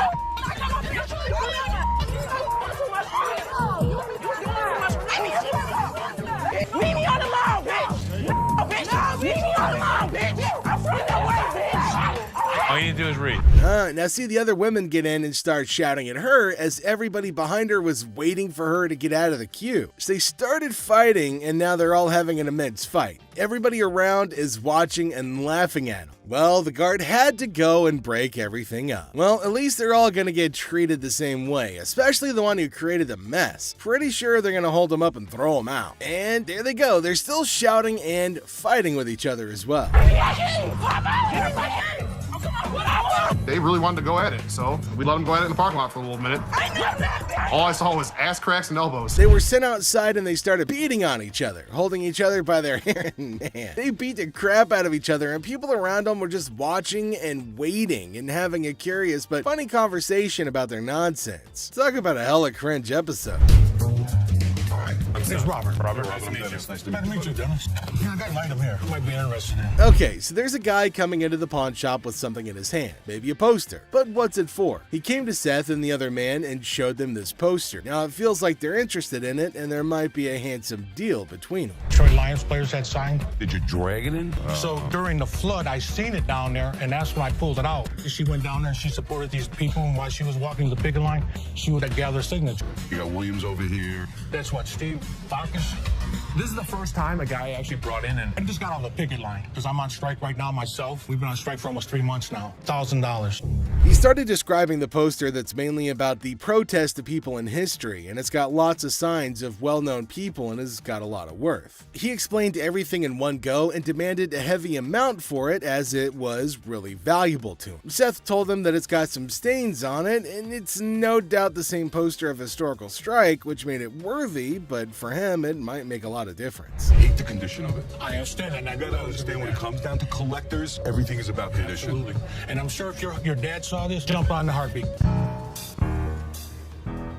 Seth and the man explained that it's not about the worth that he's asking for, in terms of thousands of dollars, but it's also about the condition of the poster, and it's not in a very good one. The man is continuously arguing that it's got signs all over it. If Les has seen it, that he'll definitely be surprised and definitely pay more than $1,000. Well, as for Les, he just came in. Sharper. They need to make an effort. Close these deals quickly. Through my research in that, I seen personally that one just like this mint though, and he got $950 for it. Right, so if that was mint, why would you want $1,000 for this? He only had one signature. I have at least a dozen. But with this tear up here, and the condition it's in, the water stain on the bottom, it's just a hard thing to sell. Yeah, but even though it's in this condition, how many of it exist? Very rare. And it's uncertified. Right. You know. I'll sell for $5. Les judged the entire piece and told him that he's asking for too much, and later on they further described that it's torn from the top and the bottom, and it's also got damage and they can't pay more for it. But he still won't agree to pay for it. But he did say that he'd charge $500 off of the amount, but they couldn't reduce it any further. Value? Let's make a deal. $75? No way. Who's gonna buy it from you? I'll just put it back in my basement, let it collect dust. Offering you just $100 cash money right now wouldn't make a difference, you're saying? $200. Nobody in life is ever gonna offer you more than us. According to Seth, it's a historical and cool piece and might be a profitable deal for them. So he asked the man if they'll pay $750 for it. But the man was stunned and said that they're paying too little. He said that you should pay more, but Les is arguing that no one can pay you more than this. You change your mind, we'll honor the 100. Which would you prefer, 520s or a $100 bill? 520 seems like more, wouldn't it? 520s. That's to me. 520s right now. $100. Take it or leave it. 520s. Got a deal. $100. Thank you. All right, man. Thank you. There's no question. It's a one-of-a-kind piece yet. It's a little bit of damage on it, but it's got a lot of autographs. I know we're going to make a profit. He asked for $200, but no, it's not going to be a good deal, and they told him to leave. The man in need got a severe shock and held up the poster thinking. Les again said that they can't pay more than $100, and after some time of quietness, they agreed to the deal. Finally, the happy deal was made.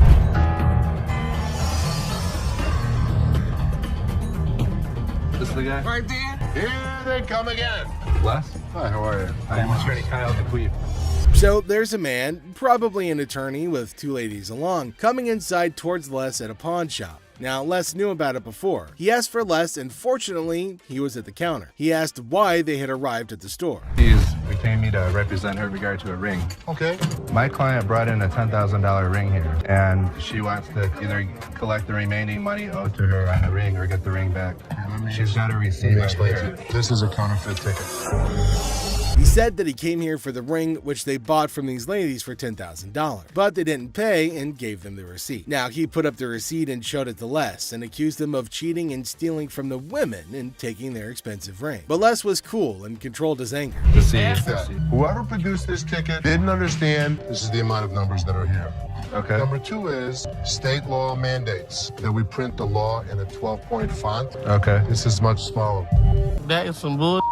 It may be bull, but that's the truth. I don't know how I got mixed up. There's the game-changing point. Les, after listening to him, explained that he will reveal the truth now by showing the real receipt that they had. He went and came back with real receipts that they've been giving to the customers. There, he spotted major differences. He notified him of the major changes in the receipt that he brought. The man looked rather weak and stunned in response. Printing wrong or whatever, but this is the ticket he got from here. He didn't get it from him. He didn't get it from him. So now we just liars and we just come in. I'm not saying that you are. So you trying to say my son a liar? I wish I had better news for you, but That's bull.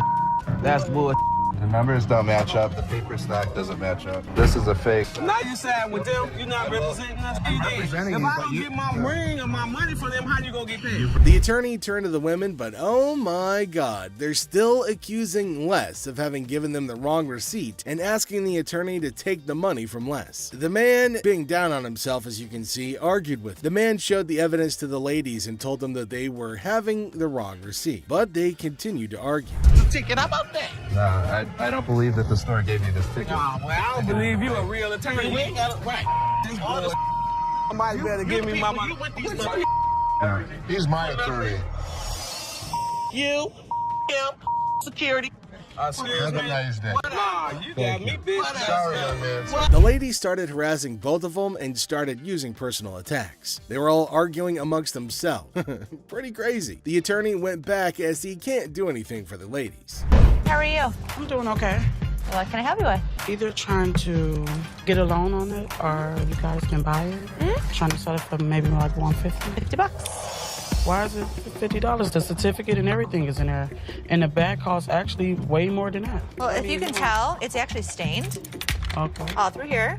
I'm trying to sell it for $150 or get a loan for $75 instead of the $50. Yeah, I wasn't interested in more than $50. If you know purses, then you know the. As our unsuspecting customer strolls into the kitchen at Chaos, little does she know what's cooking today. Ashley, patiently bracing herself for another round of absurdity, politely inquires about what the customer's looking to offload. The girl, blissfully unaware of the purse's actual value, confidently suggests a price that's almost a steal. It costs way more than that. Okay, but I'm not going to pay you for the amount that you think it's worth because it's stained. This is not one of the newer ones. This is not this season. I know about purses. It was torn. It was stained. It's not even the last season's bag. The thing is old. But you still willing to buy for $50 though, so if it wasn't worth. And now the plot thickens. The lady asserts that if Ashley truly understood purses, she'd gladly accept the offered amount. However, Ashley, standing firm in her claim that the purse is torn and not worth more than $50, creates a hilarious clash of valuation difference. We even say $50. So they didn't say it wasn't worth.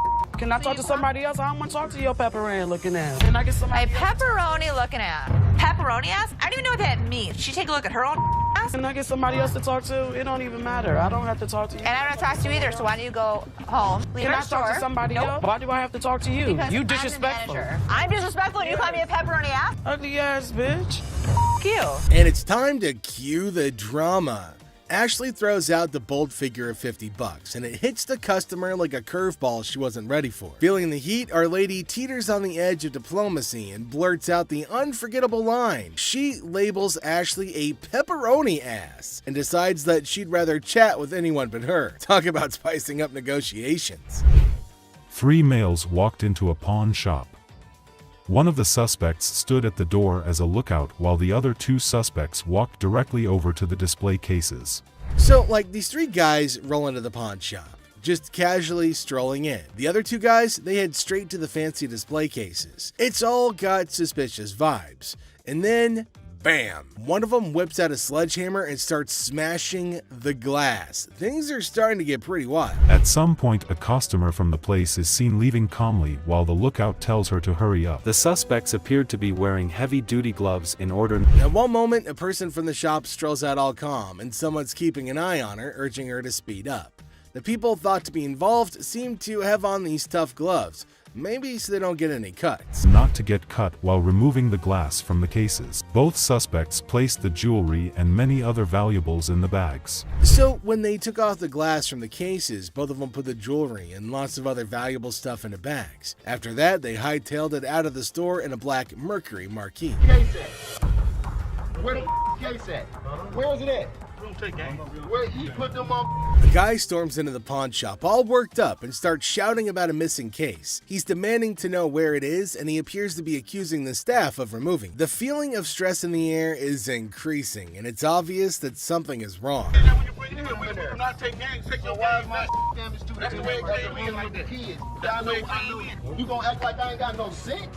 He's accusing us of taking games out of his unit. Look at the ticket. It never said with game. The atmosphere gets even more intense as the guy accuses the pawn shop of messing with his games. Les, the cool guy at the pawn shop, stands his ground. The customer's getting more agitated, making accusations and even talking about blowing up the place, which is just adding to the chaos. at that point. Man, you can get your arms up off belly and none of your body parts only, bro. After all the stress I have, the last thing I need is a customer causing a scene. Despite the escalating situation, Les stays calm. He tries to talk sense into the upset customer, especially with a big event coming up the next day. I know how to walk. I ain't illiterate because I ain't part of the week. And y'all motherfuckers in my middle only put them games in there. And you wasn't even standing there when I paused it. Somebody need to blow this place up. It's time to go, sir. You ain't gonna get my window. I'm not. Let go.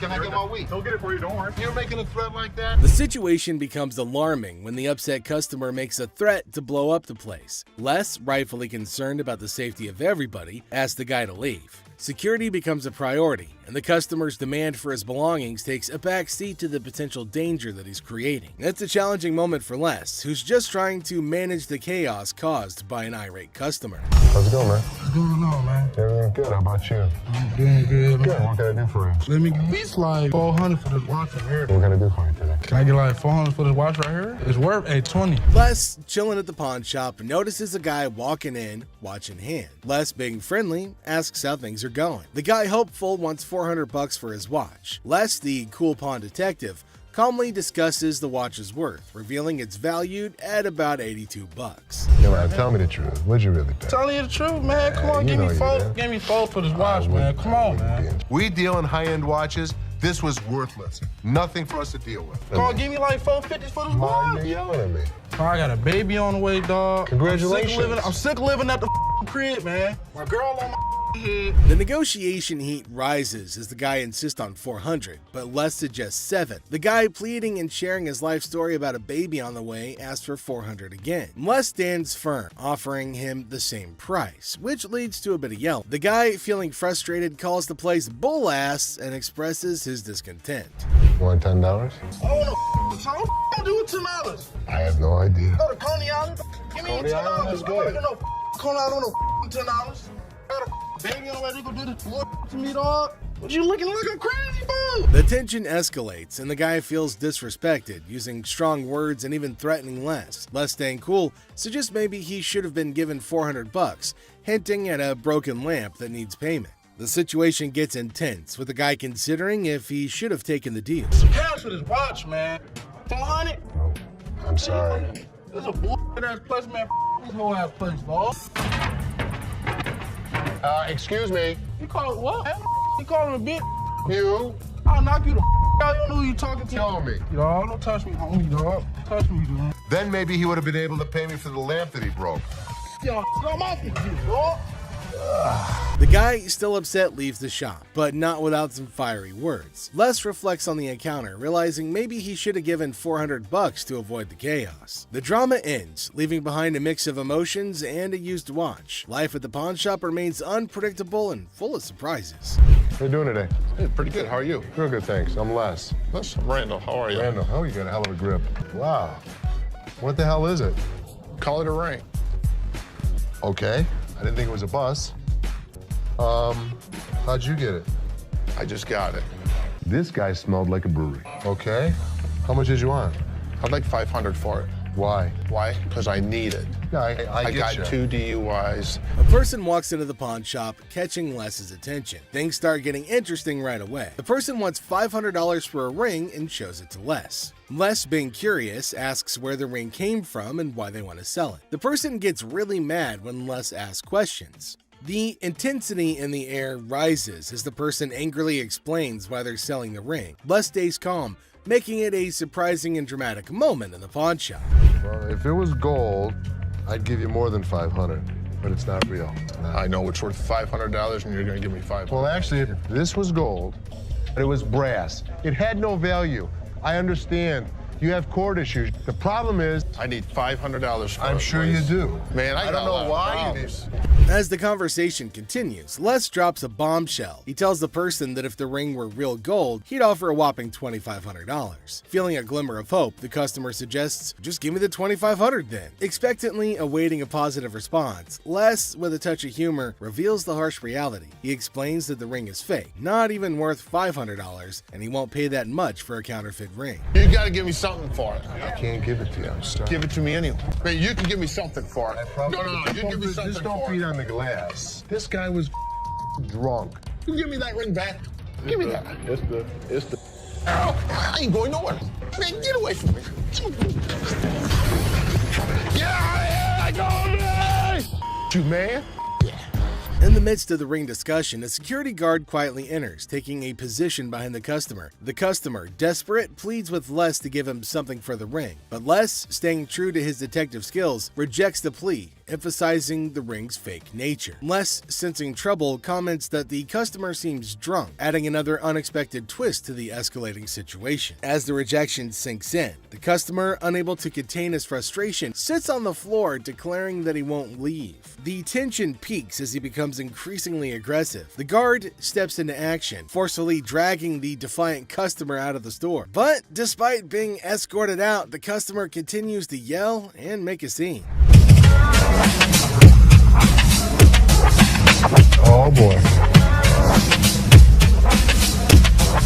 I see you sweating. Yeah. Must be hot outside. No, I was doing karate outside. You're doing karate? And judo. I'm Bruce Lee's sister. Really? Yeah. As the door jingles, a woman strolls into the pawn shop rocking winter clothes in the summer heat. Now she's chatting with Les, teasing him about the sweltering weather. She even claims to be a martial arts pro, throwing around Bruce Lee's name. The banter kicks off with a request for a karate move demonstration. She said she was Bruce Lee's sister. So what you got? The atmosphere takes an unexpected turn when the woman unveils a unique item, a mysterious Fox Mink. Les, unfamiliar with such creatures, engages in a lighthearted conversation to understand more about this Fox Mink. The woman, with a hint of mystery, reveals her intention to sell it. A mink fox? I don't know. I'm not into animals. Fox. I've heard of fox. I've heard of mink. So Fox Mink. Did you want to pause? As the conversation unfolds, Les dives into the details of the Fox Mink, trying to grasp its worth. The woman shares anecdotes about the origins of the item, painting a vivid picture of its history. Les, playing the role of the detective, subtly negotiates and gathers information to figure out the best deal. Sell it. How much did you want for it? $50,000. The encounter concluded with the woman deciding to part ways with her Fox Mink. Les, using his seasoned charm, finalizes the deal. The quirky tale of the winter-dressed woman and her unique pawned item adds an unexpected twist to the usual pawn shop routine, leaving both parties with a memorable experience. Woman comes in to sell me a high-end bottle of liquor. Ma'am, I'm Is that what you're saying? You have no respect. When you want to take a person when they die, fit the liquor inside the bottle. and anytime you're going to belittle a person. Ma'am, I didn't belittle you. As the door chimes, the woman confidently walks in, clutching an empty liquor bottle. She aims for a bold move, attempting to pawn the bottle for a cool $100. Les, with his discerning eye, swiftly rejects the proposal, explaining that a filled bottle would fetch a better price. The woman, not thrilled with the response, raises her voice, demanding respect and expressing her discontent. I'll give you $100. It's not worth more than $100. Especially when you say I wouldn't give you $100. Don't you ever walk up to my Baby, dad. hey, baby, don't point your finger. Life after this, Ma'am. don't you dare ever Ma'am, come in you here are again. in my face. I don't care, you're in my dad's store, and don't you ever think about coming in here again. Turn your ass around, badass out the door now. Where Ashley steps up like a superhero. Now, she doesn't just cool things down, she straight up shuts the woman down. With confidence, Ashley tells her to leave and never come back. Suddenly, the chaos turns into quiet thanks to Ashley's quick and firm action. Son of a bitch. Where the hell is he? Rich! He's on the floor.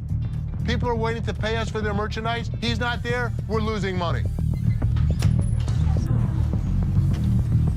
I've had Rich's back. In the heart of the pawn shop, Les faces a moment of frustration and disbelief. The absence of Rich, a trusted ally for over 2 decades, leaves Les feeling betrayed. The urgency of customers waiting to make payments adds to the tension, and the weight of loyalty becomes a central theme in this unexpected turn of events.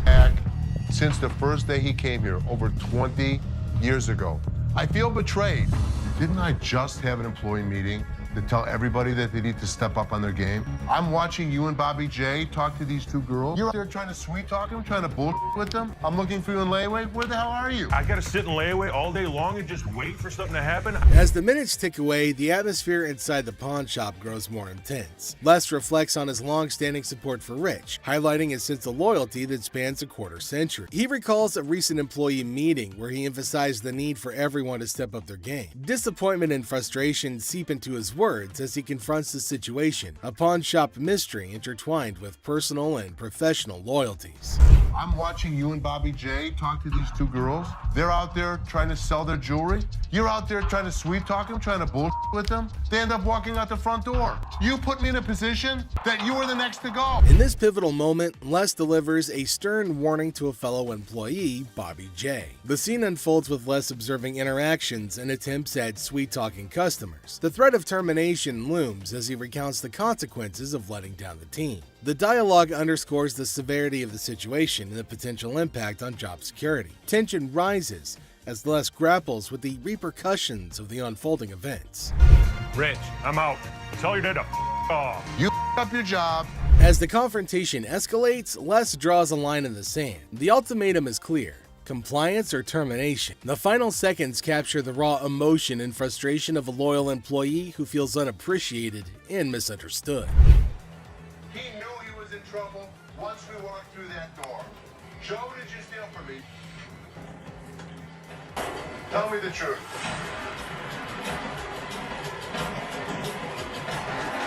Inside the pawn shop, a sense of trouble looms as the head of security, Joe, faces a difficult moment. The air is heavy with anticipation as accusations are laid out. In a tense exchange, the truth emerges when Joe admits to stealing. The weight of the admission sets the stage for the unraveling of a trusted employee's actions. The detectives call in uniformed officers to put the cuffs on. And then he reaches into his pocket and pulls out an assortment of jewelry worth over $7,000. As the admission hangs in the air, the situation takes an unexpected turn. Detectives call in uniformed officers to apprehend Joe. A place built on trust is now shaken to its core as the true extent of the betrayal unfolds. You go this way. This is my loyalist point, my head of security, guy that trusts me. The arrest unfolds and reality sinks in for the pawn shop owner. The disbelief is evident as a devoted employee, the head of security for the previous 3 years, is carried away in handcuffs. The emotional weight of the betrayal is clear in the owner's voice, which expresses the anguish of putting trust in someone who later proved dishonest. If he was, he could be anyone.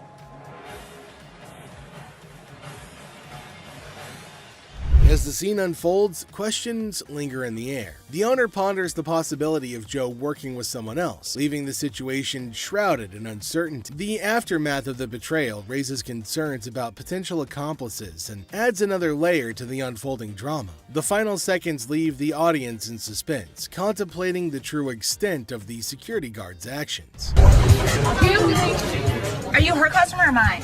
I'm talking to you. Come on. This lady got so irate because she wanted to be next in line. She wanted to be first. She felt that she was the most important out of every customer. You're next in line, so let me be right with you. Okay, well, come on. It doesn't matter. What the are you? You're not the police. I can talk to whoever I want to talk to. What are you going to do? You offer it now. In the opening scene, Ashley is at the counter with a lengthy line of customers. A sudden disruption occurs when a black woman attempts to cut in front of everybody else. Ashley confronts her, asking, "What are you doing?" The woman becomes upset, but Ashley firmly asserts, "You can't do that stuff here." Goodbye. Come back here. Let's talk right now. Take the receipt. What would you like to do with it, ma'am? I want to pay. Well, you have to go to those windows. No. I come to this line any other time. Not at this window. Okay, well, I'm not going to stand in the line. In the wrong line. Get in the other line. And I'm not going to get in another line. I'm going to walk straight up to the damn window.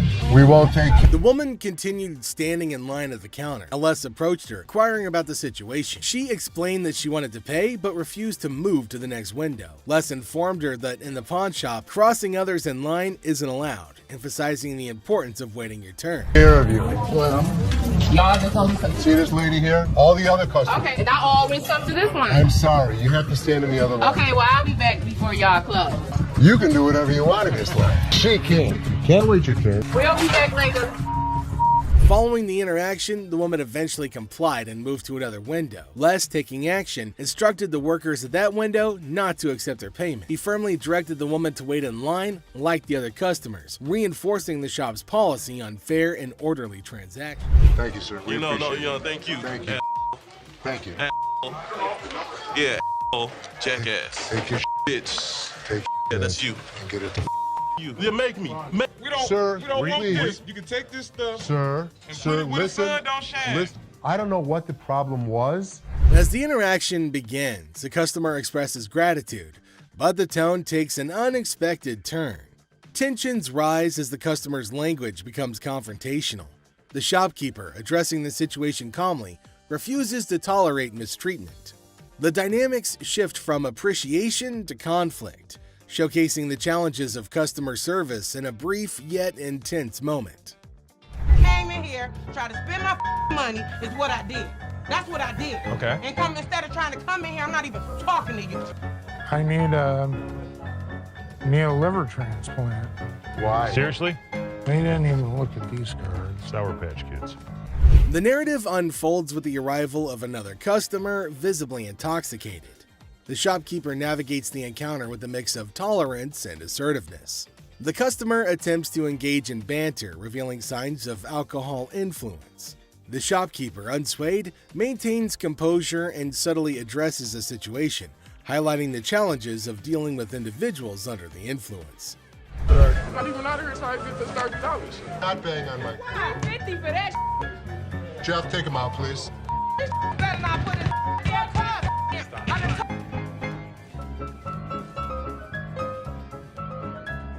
How would you? Man, what the? I can't get one. In this segment, a discussion ensues about cards and a potential liver transplant.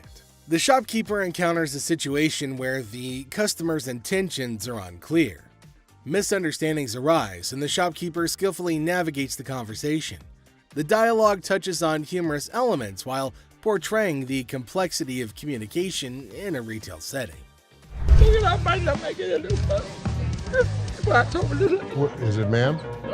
Is it? I don't know. You tell me. Man, come on, you the dude with the ponytail? The wife's racking my nuts on the telephone constantly. Just tie 2 earrings in your ears. Does it matter? Just take it off, put it with mine a little bit, let it get a little bit more weight to it, and go ahead and give me my money. Does that make sense? Right this way. You can't come back. Damn this! Go out my way now, one of y'all touch me. I'll break this. I'm more than happy to go to the ends of the earth for you. When you come in like an ass, you be walked out like an ass. The scene takes a surprising turn as the atmosphere shifts. The shopkeeper reassures the customers that, despite challenges, the store is dedicated to going the extra mile for them. The encounter, starting with tension, concludes with an assurance of excellent service. This final part encapsulates the roller coaster of emotions within a brief time frame, showcasing the highs and lows of customer interactions. You need some help today? Man, how you doing, brother? What's the deal on this TV here? This TV right here is $400. $400? Yeah. I was in here 2 weeks ago, sold you this mother for $90. Now you're gonna ask me $400 for it, man? In the electronics section of the store, a customer named Robert engages in a conversation about a TV with the store employee. The casual tone sets the stage for what seems like a routine interaction. The customer questions the TV's price, sparking a humorous recount of a previous encounter where he claims to have purchased the same TV for a lower price. Are you kidding me? So you're making a $310 profit off me? Bull, man. Can I help you? Who are you, man? I come in here 2 weeks ago, just like I told this gentleman. Do something with your hair, man. And then y'all gonna sell it for $400? You gonna make that much profit off me? As the dialogue unfolds, the customer expresses dissatisfaction with the marked up price, claiming the store will profit significantly from his purchase. A manager steps in, attempting to resolve the situation. Tensions rise as the customer questions the legitimacy of the price hike and demands a resolution, emphasizing the financial disparity between his purchase and the intended selling price. Brother, where's your receipt? Can you not understand English, my brother? No, I can't, my brother. I don't believe that he wants a TV for nothing. I'll just take the TV, man. No.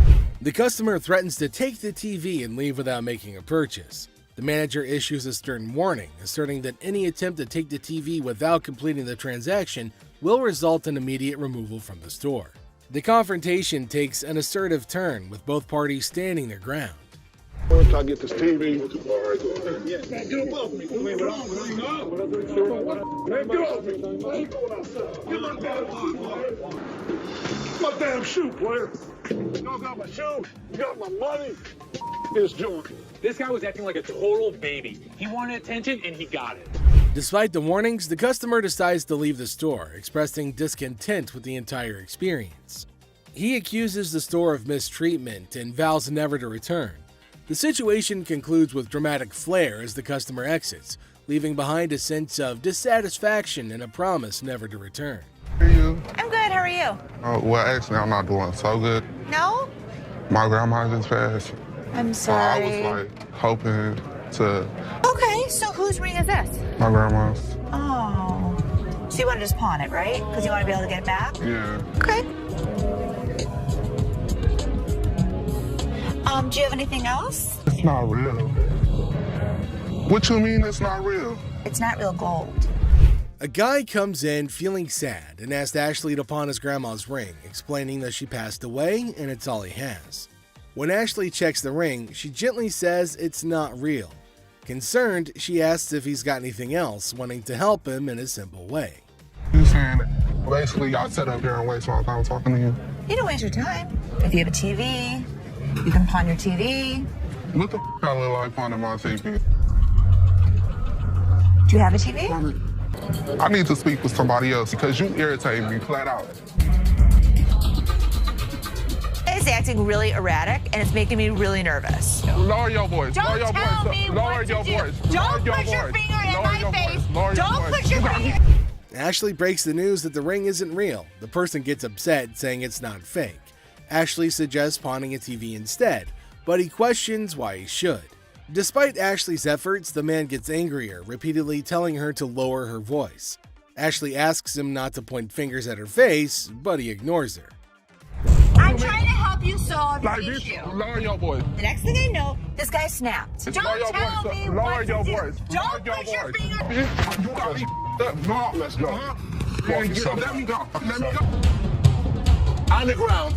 On the ground. On the ground, mother.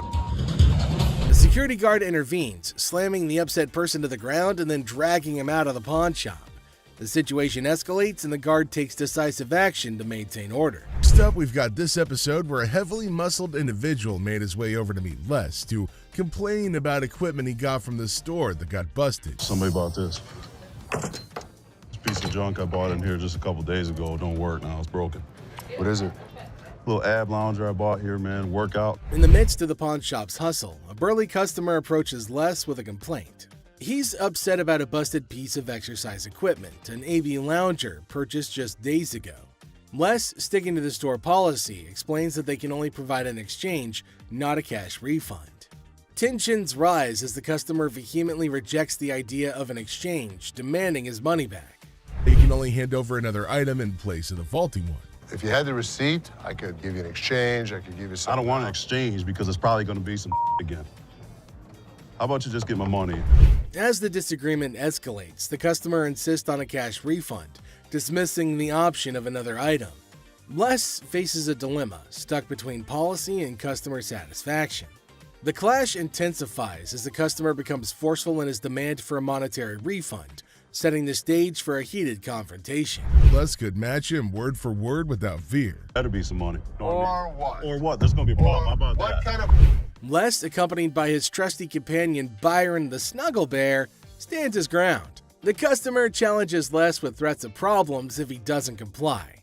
Unfazed, Les maintains his position, asserting that the store's policy is non-negotiable. The heir becomes charged with confrontation as both parties refuse to back down. I don't need it. As things got super heated between Les and the customer, Byron tried to step in to calm the man down. As the situation reaches a boiling point, Les and the customer engage in a verbal showdown. The customer grows increasingly forceful and Les warns against physical contact. Byron attempts to mediate and calm the customer, but his intervention takes an unexpected turn, adding a new layer of tension to the already heated exchange. Really? The confrontation takes a risky turn when the customer, ignoring Les's warnings, attempts physical contact. Byron, in a misguided attempt to intervene, escalates the situation further. Les stands firm, refusing to be intimidated while tensions continue to rise. Les questions a man's marriage. Les uses a customer's words against her. There's trouble in the office, but Les reminds Seth that he's the boss. Les kicks off the day questioning a man's marriage, using customers' words against her. Trouble brews in the office, but Les asserts his authority as the boss, teaching a disrespectful man a memorable lesson. Les shows that he's not just a pawnbroker, baby. He's a boss in control. Here are savage Les Gold moments. It looks like Les is more interested in this man's marriage than his business. Les woke up this morning with the urge to roast someone, and of all the people he could roast, he picked this guy. Things take an unexpected turn. Now, in a surprising twist, Les dives into the man's marriage, leaving everybody shocked. Les humorously challenges the man's absurd scenario, roasting him in a way that only Les can. The man's attempt to buy an anniversary present with his wife's jewelry backfires, adding a touch of humor to the pawn shop drama. Get a watch for my wife's anniversary. Oh, it's not your anniversary too? Well, yeah, it is mine too. How many years you been together? 25 years. Oh, okay. How many good ones? So how did you get these? Well, we were going through some of her jewelry. And she said, this belonged to my grandma. They're not real. Les posts a customer's watch request, questioning the authenticity of the jewelry. Unfazed, Les detects the fake and confronts the customer's peculiar anniversary gift plan. The customer tries to defend himself, but Les, in his signature style, keeps it real and uncovers the truth behind the fake jewelry. And hold on a second. How come the old man wants to buy his wife an anniversary present with her own jewelry? That is one hell of a ridiculous scenario. What this man could have done at this moment is leave. But nope, some of these customers love to start drama. This is older than both of us. It probably is. But it was fake when it was made, and it's still fake. Les faces a customer who crosses the line, insulting his family. For the first time, Les takes matters into his own hands, delivering a stern warning. The tension rises as Les draws the line, showcasing a side of him that won't tolerate disrespect towards his loved ones. Yeah? Okay, I've seen your wife. Listen, mother, there's two things you don't talk about. What's that? My wife and my family. Oh, so here's the deal. For a moment, we thought... Two of you? Here's the deal. Get out of here, two of you. I'll hurt you guys so bad. Sure you will. Better get in the front. Sure you will. In a final showdown, Les lays down the law.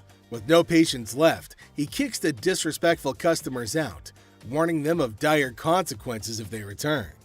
Les reveals his savage side, making it clear that disrespecting his family won't be tolerated under any circumstances. Hello, how are you doing today? I'm good. How are you, sir? That's good. I want to pound this TV. I can go 100. Excuse me? So here's a guy who wants $400 on a $200 TV. What the is he thinking? People can help me move my stuff back in my mother's house. 100 is not going to do, sir. I need more than that. But I can't give you more. See, it's a used TV. A young man enters the pawn shop, seeking to pawn a TV for $400. Les, the owner, declines the initial offer and counteroffers $100. The guy, explaining his need to move back to his mom's house, expresses that $100 won't be sufficient for his situation. You know, I have to get away. You see this? He did this last night. What did he do to you last night? He beat me up last night. You clearly don't see that. See, you know what? You about to cause me to lose my mother temper.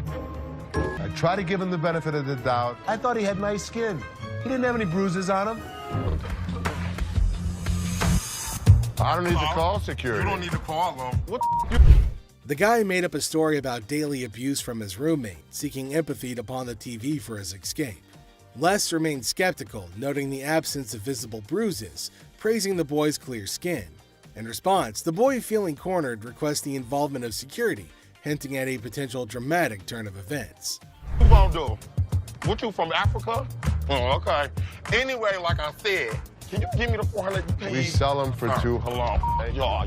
Thank you so much. Sure is. Have a nice day. You. Thank you. You better lucky I'm gonna throw this big mother at. Up. Where is my key? Les, trying to find a middle ground, offers $125, but the boy declines and insists on calling the guards. Les, unfazed, reveals the presence of the guard behind the boy. The situation ends with the boy taking the TV and leaving the pawn shop without the need for additional security intervention. Why would your fat ass take it out? You work here, ain't you getting paid to do this? I look like a butler to you. I don't give a my gonna come in here and get this motherfucker. You better. His big ass gonna beat your little ass, fat bitch. Hit me with army. Motherfucker, come from behind this counter. A tense situation arises as a black woman directs angry shouts at a guard. The guard, responding defensively, questions her, asking if he appears to be a butler in a moment of unexpected confrontation. You get back here. Your big ass on my way. Get this motherfucking speaker and take it outside. You want me to stop? Take the. You brought it in. You're gonna take it out. So take it out. I'm not picking that up Then and you're taking it leaving it outside. Y'all can get your old ass Take out. your ass out of here. I'm What's gonna your take bitch ass out of here, y'all. You're not going to come in threatening my employees. Who gonna bring it outside? Despite Seth's efforts to intervene, the black woman continues her relentless shouting. Even another guard struggles to remove her. Suddenly, she notices Les, the owner, standing behind her. In an unexpected turn, she bursts into laughter and mockingly tells Les to leave. Yo, big ass, you can grab that bitch too, ogre.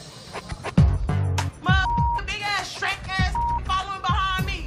We will give you the respect and the decency you deserve, but when you're threatening my family, we throw you out of here. Bitches, for life. Taking matters into her own hands, the woman starts leaving, dubbing the guards as Shrek on her way out. The situation takes an unexpected and humorous turn as she adds a touch of sass to her departure. Let's take a look at it. All right. I'm here with my man, and we got in a big argument, and he left me, so I need to He get left back you home. here? To Hawaii.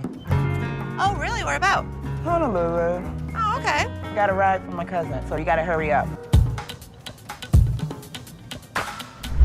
There came a woman at Ashley's counter to sell her chain. Now Ashley's looking at her chain to see whether it's worthy enough or not. She's asking Ashley to hurry up as she has to leave earlier as her spouse has left her alone here. Really? Okay, how much did you need? I was just trying to knot this for you to be nice, but... $600. What up with that? I got this from one of my aunts in Africa. This is $600. Oh, do you know what it is? It's actually a Tahitian pearl. No, this is from Africa. This is an African pearl. Ashley asked her how much she wanted for her jewelry. Now the woman said $600, which is a lot more than Ashley was willing to spend, since Ashley said that it's not an African stone, but the woman was arguing that it was. 600. My ticket cost $600. That's how much I need. Do you have anything else? No. Excuse me? No. Ashley told her that they're not African pearls, so it's not worth $600, but far less. It was at this point that the woman started acting rude. Ashley got shocked at her stupidity and rude behavior. Eventually, she started behaving really bad as Ashley got angrier. What's gonna happen next? $600 or not? You can't get $600 on this. Okay. And also, don't call me a bitch. So you mean to tell me that this ain't worth a mother thing? That's not what I said. It could be worth something. Okay, can I get $5.99? No. Some kind of problem? Okay. Exactly. Can I get $600 No, or you not? can't get anything. Okay, I You get can't talk to her like $5.98, this. You can't $7. Oh, I he left you now. Bitch, you don't know what mother. I'm not leaving no mother place. Yes, you are. Oh, no, I ain't. Oh, yes, What? you are. What are you gonna do? I'll kiss my Honey, you don't have that kind of money. All right, you. All of y'all. Bitch. If you want some help, talk to us like a human being. I'm leaving. Aloha. Who the they think they is? Them. Which Some jewelry for my daughter. Her birthday's in like 2 weeks. For sure. How old is she gonna be? She's gonna be 12. She's gonna be 12. Yep. Do you want a Kleenex? I've got allergies, man. I itch like super bad. I'm not picking it, I promise. Okay. We have a heart one that's really pretty. Can I see it? there came a man to Ashley asking for something to buy for his daughter. Now, he inferred that she's about 12 years old and he wants something interesting for her. But he's constantly picking his nose, which was making Ashley cringe. He's not stopping from doing such cryptic things, but he's constantly doing it in public. Ashley asked him to let her know if there was something he was interested in buying for his daughter. Look at it. How much you want to spend? Like 100, 150. But 75. can I touch it though? That's bullshit. I was charging him like $75 on this watch just to give him a deal so he didn't have to touch it with his snotty hands. Can I see the sanitizer for a second? Now, the man selected a watch, but Ashley didn't want him to touch anything with his dirty hands. She asked him about his range and he said he wants something under $100, and the watch was $75. The man didn't agree to buy it. Now Ashley's just getting furious over his silliness. I didn't use sanitizer. Why don't you guys go yourself? I don't even care about the sale anymore. I just want him out of here. Ashley asked him to use sanitizer before touching anything in the shop, but he refused. Now this is going to be a very serious problem. They're probably going to have a fight.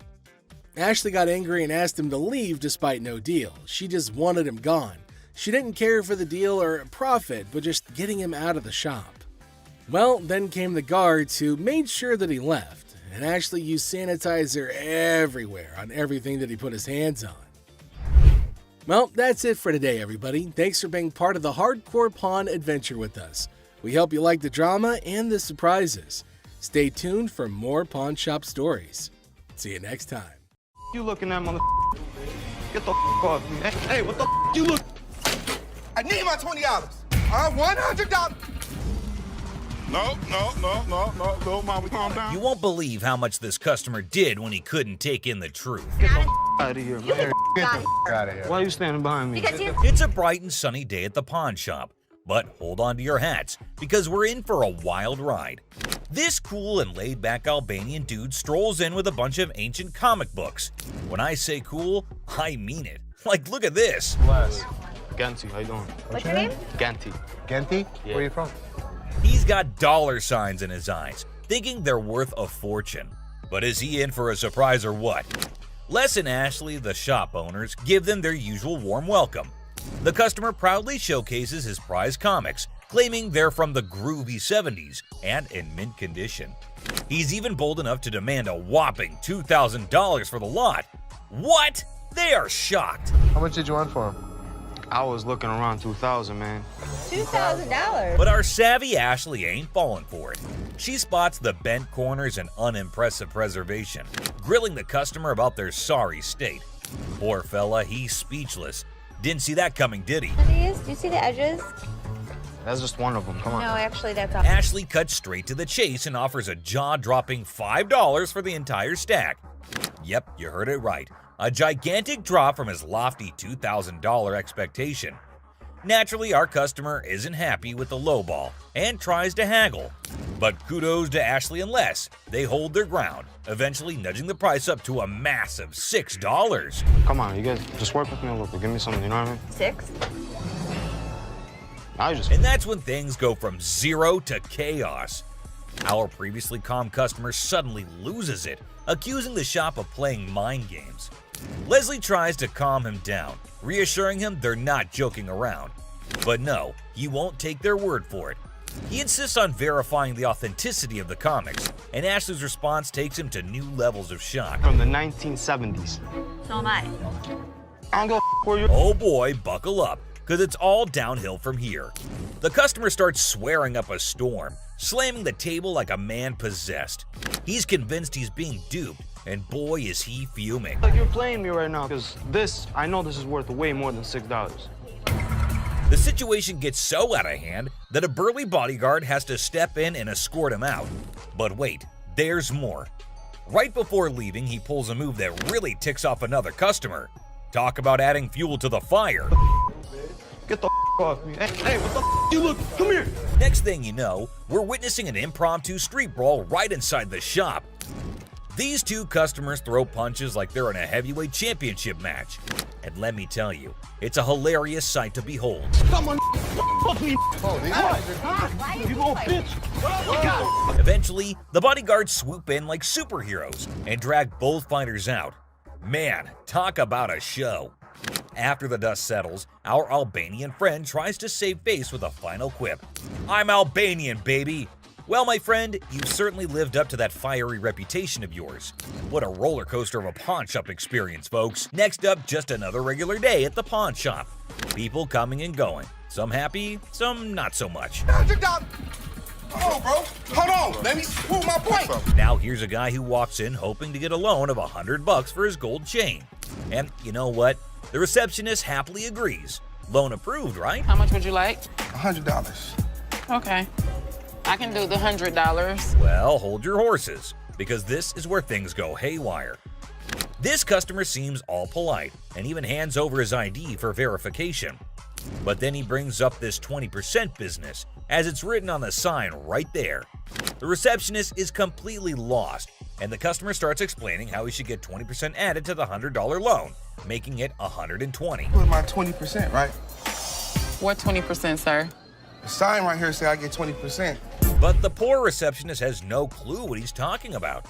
Politeness goes out the window, folks. The man's anger instantly flares up when he realizes the receptionist is clueless. He asks her if she's ever seen the sign in her life, and boy does he point it out right in front of the shop.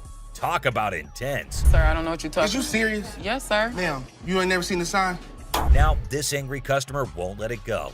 His voice keeps getting louder, drawing everyone's attention in the shop. I'm supposed to get 20%. You said you gonna give me 100. I get 20% of 100. We see as the bodyguard's on alert, and even Seth, the boss, steps out of his office to see what the commotion is all about. The man keeps angrily repeating that he's supposed to get that 20% with $100. When the receptionist refuses to budge, he demands to see the manager. Seth steps up and asks the customer to read the sign again.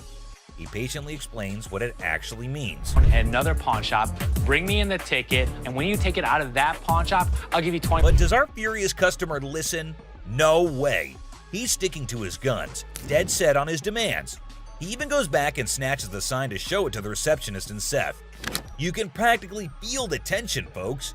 If Seth wasn't behind that glass, this guy might have thrown a punch. Clearly, he's not thinking straight. That's when the bodyguard steps in and takes the sign away from him. Hey, straight up. My man, let this go. Let this go. 20%. The angry customer doesn't even give Seth a chance to explain. Oh boy, talk about rage blinding a person. This irate customer keeps shouting in the shop, demanding his 20%, hoping someone will back him up. Sir. Why? Well, because you're false advertising. I guess you think I can. You're not letting. But here's where things escalate. This customer challenges Seth to step out of his glass office and face him like a man. Whoa, the temperature's rising in here. But Seth's having none of it.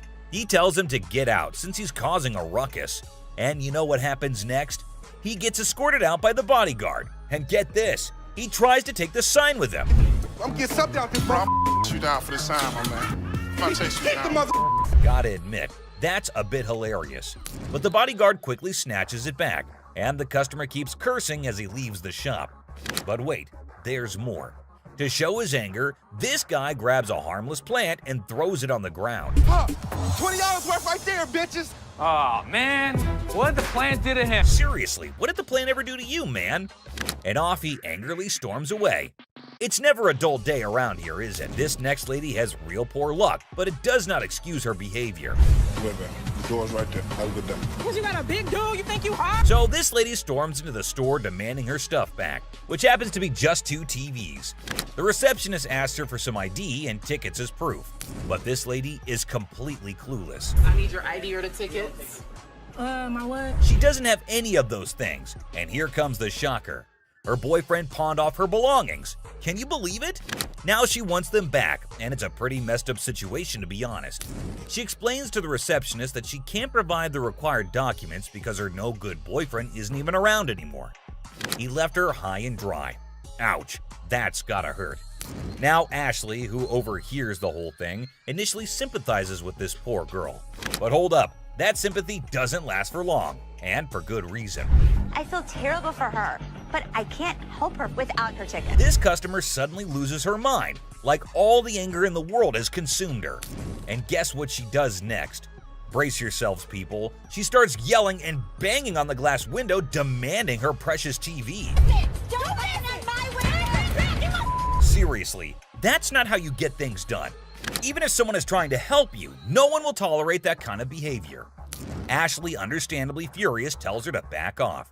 The situation gets so heated that Ashley has to step out of the room to confront this unruly customer. And guess what? This lady has the audacity to threaten Ashley. Well, Ashley isn't one to back down, so she tells her to get the heck out of the shop. This customer is beyond crazy, I tell you. It seems like she had a truckload of problems even before she set foot in the store. What? I dare you. Now, the bodyguard steps in to escort her out, but oh boy, this girl goes on a rampage. She knocks over everything in her path, completely enraged. Come on, girl, you seriously need to chill out. Finally, they manage to get her out of the shop, but you won't believe what happens next. Unlike the previous guy who threw a plant, this woman tries not once, not twice, but 3 freaking times to break back into the store. I mean, seriously, woman, get a grip on yourself. This is just embarrassing for everyone involved. But damn it, we're not your local psychologist neither. Even the bodyguard has had enough at this point, and he can only imagine what kind of crazy exchange must have taken place. Man, oh man, what a wild scene that must have been. This next guy is the most polite guy you'll see, but things take an interesting turn. I'm trying to help you solve your issue. Well, folks, let me tell you about this wild encounter that went down, starting with a seemingly innocent greeting. Hey, how are you? I'm good, how are you? Well, actually, I'm not doing so good. Little did anyone know, trouble was brewing. You see, this poor customer was feeling down because his dear grandma had passed away. He needed to sell something urgently to scrape together enough cash to cover his rent. Now that's a tough spot to be in, right? Enter Ashley, a real gem of a person. She genuinely empathized with this guy and offered a helping hand. So the dude decides to sell his late grandma's ring, thinking it's made of real gold and worth a fortune. Ashley, being the responsible gal she is, takes a good look at the ring to verify its authenticity. And guess what? It's not the real deal, folks. It's as fake as a knockoff Rolex. Okay. Do you have anything? Naturally, Ashley breaks the news to the guy and asks if he's got anything else to pawn instead. But this fella, he ain't buying it. He's convinced that Ashley's got it all wrong, and he wasted his precious time chatting with her. Well, hold your horses, buddy. Ashley calmly reassures him that his time wasn't wasted and suggested he could pawn his TV instead. But oh boy, this suggestion hit a nerve. He starts acting all weird and uncooperative, throwing a tantrum. TV. You can pawn your TV. What the I look like? Now, here's where things get intense. Ashley's just trying her darn best to help this guy out, but he's not having it. He demands his ring back and starts searching for someone else to deal with. I'm trying to do whatever I can to help him. You're not making no sense. And when Ashley tries to explain that she's simply doing her job to lend a hand, it's like a switch flip inside this guy's head. He goes ballistic, questioning Ashley's every move and acting all erratic. It's honestly a bit scary, folks. Believe it or not, this fella has the audacity to tell Ashley to lower her voice, even though he's the one causing all the ruckus. Talk about pushing boundaries. He even has the nerve to put his hand on her face trying to belittle her. And get this, he's not even listening. Lower your voice. Don't Lower your tell voice. me Lower what your to do. voice. Don't Lower your push your- voice. He's busy with his threats, making Ashley's job even harder. But our girl Ashley, bless her heart, stands her ground like a champ. But wait for it, folks. Here comes the jaw-dropping twist.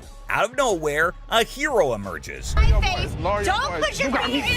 in No, my you got me. Bam! This mysterious stranger slams our angry customer to the ground WWE style. Can you believe it? And that's not all, folks. This hero then grabs the unruly fella and drags him out of the place. Because guess what? The dude still won't quit. On the ground. On the ground. On the ground, mother. He keeps up with his nonsense, making threats and vowing to return for more. Seriously, what on earth did Ashley ever do to deserve this kind of treatment? It's downright mind-boggling, folks. Well, the last person on this list is no less than any other irrational person than earlier. If the item was worth the money, I would give her money, but he was a loudmouth. It's just another ordinary day at the shop when this woman walks in, hoping to make some quick cash by selling her jewelry. Pretty common scenario, right? How you doing? I'm good. Trying to find this here. Well, here's the twist. It's also quite common for people to claim that their jewelry is real, when in fact, it's not. But it all depends on how they react when they find out the truth. Now, this particular woman already seems a bit agitated as she approaches the counter to sell her rose gold earrings. Les, the shopkeeper, takes a look at the earrings and bluntly informs her that the color is not real. Surprise, surprise. I can feel you. Okay, so what's up? They're not real. The woman didn't see that coming. Les goes on to explain why the color is faded, indicating that the earrings are not made of real gold. Now, you'd expect her to accept the reality and move on, right? Nope, not this lady. Instead, she comes up with a lame response like, well, duh, that's because it's rose gold. Seriously? I mean, it's common knowledge that when the color starts fading on real gold, it's a clear sign that it's not genuine. But this woman insists it's two-tone rose gold, while Les insists it's just some base metal. They were just base metal. It's not gold. Base metal is going to turn colors when you put chemicals on it. Come on, lady, listen to the expert here instead of getting all rude. The fact is, base metal changes colors, not real gold. It's pretty clear that this woman just wants some money and has the audacity to demand $200 for those earrings. And as if being rude wasn't enough, she starts hurling abuse at poor Les. That real rose gold earrings, man, I need $200 right now. What the is the— Talk about being confused and disrespected. I can't blame Les for not taking that kind of nonsense. So the bodyguard steps in to escort the woman out of the shop. But guess what? She keeps insisting that she wants her money and even asks the bodyguard to check the earrings again. Seriously, lady, drop it already. Here's the funny part, and you'll never guess what Les did next. Yeah. You want me to wrap these up? Yes, he did that. I mean, why bother with someone who refuses to listen, right? Eventually, the woman is escorted out by Les and the bodyguard. But she doesn't give up that easily. She actually tries to break into the shop not once, not twice, but 3 times. I can't help but feel secondhand embarrassment for her. It's like witnessing pure insanity. He's out. In conclusion, this woman's behavior was out of line. Instead of accepting the truth and moving on, she chose to be rude, abusive, and persistent. It's a good thing Les and the bodyguard stood their ground and didn't let her disrupt the shop. Let's hope she learns a lesson from this and thinks twice before causing such a scene in the future. My dad truly believed that this glass could be something. Space for years. And you never know what surprises will walk through that door. Today we've got Seth bringing in something that's blowing everyone's mind, and boy is he in for a shock.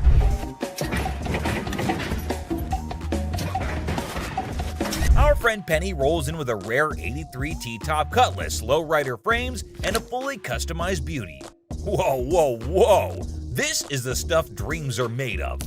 These babies are like finding a needle in a haystack these days, and you can see Seth's eyes light up with excitement. Easy there, Seth, don't get too carried away. We see all types of old cars come through the store. Does it do the 4-wheel hop? It could if you wanted it to. This amazing car is decked out with 4 switches and can hop up to 72 inches in the front. And guess what? If you're up for it, it can even do a 4-wheel hop. Talk about a versatile ride. If you wanted to, it's equipped to. But it's very rare we see a tricked out car that actually jumps off the ground. This car is the real deal, folks. It's got all the bells and whistles you could imagine. How often do you come across a fully equipped ride like this? Seth can't help but admit that it's incredibly rare to see a car that's not only fully customized, but can also jump off the ground. He can't resist showing off, telling us about the car's 4 hydraulic pumps and a whopping 14 deep cycle batteries. More batteries mean more power, right? Seth and his buddy can't resist the temptation to hop in and experience it firsthand. And let me tell you, they are having a blast.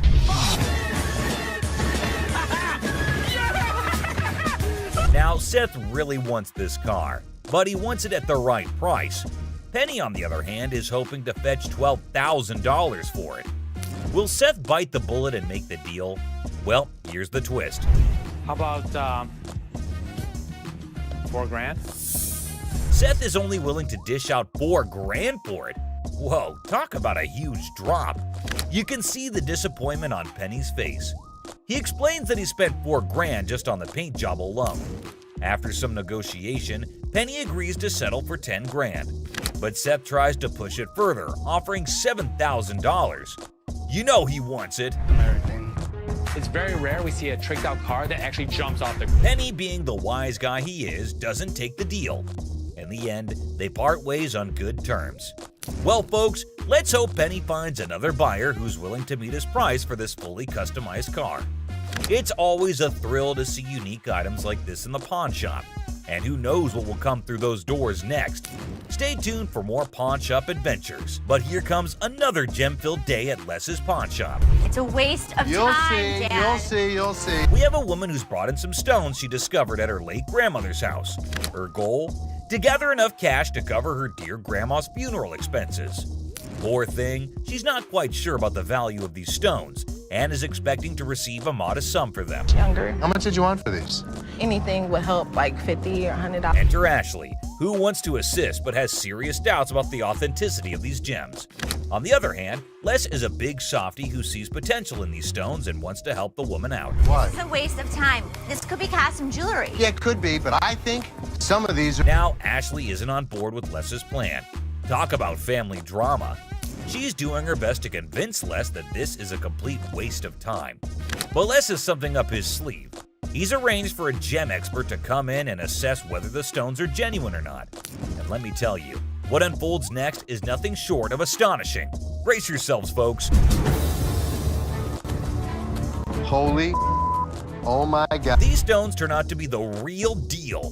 Crystal's life is about to take a major turn. All the stones, except for one, turn out to be plain old glass. But that one stone, oh boy, it's a game changer. It's a rare Burmese ruby worth a whopping $10,000. Les's hunch was spot on, and boy does it pay off. So we'll be able to give you $10,000. Crystal can hardly believe her luck. She's ecstatic and still pinching herself to make sure it's real. And you know what? Les deserves a round of applause for his intuition and faith in those stones. Well done, Les. It just goes to show that sometimes you can stumble upon hidden treasures in the most unexpected places. Crystal's journey from uncertainty to a life-changing discovery is a testament to the unpredictable nature of the pawnshop world. Who knows what other surprises await us in the future? Stay tuned, folks, because the adventure at Les's pawn shop is far from over. Hold on to your seats because this next guy is about to unleash some of the rarest goodies on the market. 5, 6. Brace yourselves, space geeks, because this is gonna blow your mind. So this guy rolls up with a bunch of crates, and let me tell you, the anticipation is real. Got a couple things. I have some Star Trek things, and I also have things from NASA. He's got some seriously cool stuff from the Star Trek universe, and even NASA. I mean, come on, that's pretty awesome. It's clear that this dude is a space enthusiast through and through, and his collection is off the charts. Honestly, it's a total flex. Like seriously, you gotta take a look at this thing. This is all the kind of stuff that you're into. Now, here's the kicker. Ashley confesses that she and her brother aren't exactly die-hard Star Trek fans. But guess what?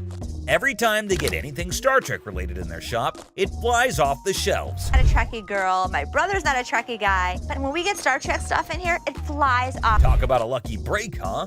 This guy managed to gather all these valuable items from various Star Trek conventions across the country, thanks to his gig as a truck driver. Talk about dedication to the cause. But wait, it gets even better. He pulls out this kit from Paramount Studios, which is a seriously impressive piece in his collection. To give to radio station to run ads for the show. It's an authentic set that was sent to a TV executive when Deep Space Nine first hit the screens. Now that's some next level stuff right there. You can't help but appreciate the sheer coolness of it all. Here's the catch though. All this awesomeness comes at a price, and Seth, our shop owner, is taken aback by the asking price. This was $1,000? Yes. Wow. $1,000? Yes. Why? Why is that so Because much? it's custom built and it all lights up and works. The guy wants a whopping $1,200 for everything, unless ever the savvy negotiator tries to bring it down to $700. It seems like a stalemate, but fear not, because Ashley steps in with her clever thinking. After some intense back and forth, Ashley manages to strike a deal. 7,800. She works her magic and secures all these incredible items for just $800. Can you believe it? Talk about a happy ending. Everyone walks away satisfied. The customer gets a fair price, and our shop owners have some killer new additions to their inventory. Who knew that a truck driver with a passion for Star Trek could bring so much excitement to our little shop? It just goes to show you never know what surprises are waiting around the corner. I kid you not. This next guy just pulled up with a true gem. Checker taxi cab. I don't know about the original miles. Meter still. Can you even fathom it? It's none other than a 1982 checkered cab. Whoa, now that's what I call antique. Take a gander at this beauty. It's in remarkable condition. It's evident that the owner showered this car with lots of love and care. Kudos to him. Did you call for a cab? Did you call for a cab? Now, hold on to your hats because there's more to this story. Our daring duo, Les and Seth, decided to peek under the hood. Lo and behold, their jaws dropped. Look at that thing purr. Don't you lose money because you get there quicker? And it all goes... The engine looks splendid, almost brand new. How cool is that? But wait, there's a fascinating tidbit about this cab. Back in the day, they used to write the rates right on the taxi door itself. Talk about genius! This way, the rates were fixed, making it easier to attract customers. It's a shame we don't see this kind of thoughtful detail nowadays. The door. Did you see the rates on the door? Yeah, I did. The shut up one is one I like. And guess what? This car enthusiast doesn't just have one of these incredible cabs, but a whopping total of 4. 4, my friends! And out of all his prized possessions, he decided to part ways with one and sell it to this very pawn shop. As long as the price is right and it's in good condition, we can make a profit. Boy, oh boy, Les and Seth should count their lucky stars. Now brace yourselves for the asking price. This customer is seeking a jaw-dropping $10,000. Can you believe it? Les, being the inquisitive one, questions the reason behind such a hefty sum for what seems to be a mere antique car. Sensibly, Seth suggests that the customer take the car for a spin, just to ensure everything is running smoothly. Perhaps then they'll be able to negotiate a fair price. Good thinking, Seth.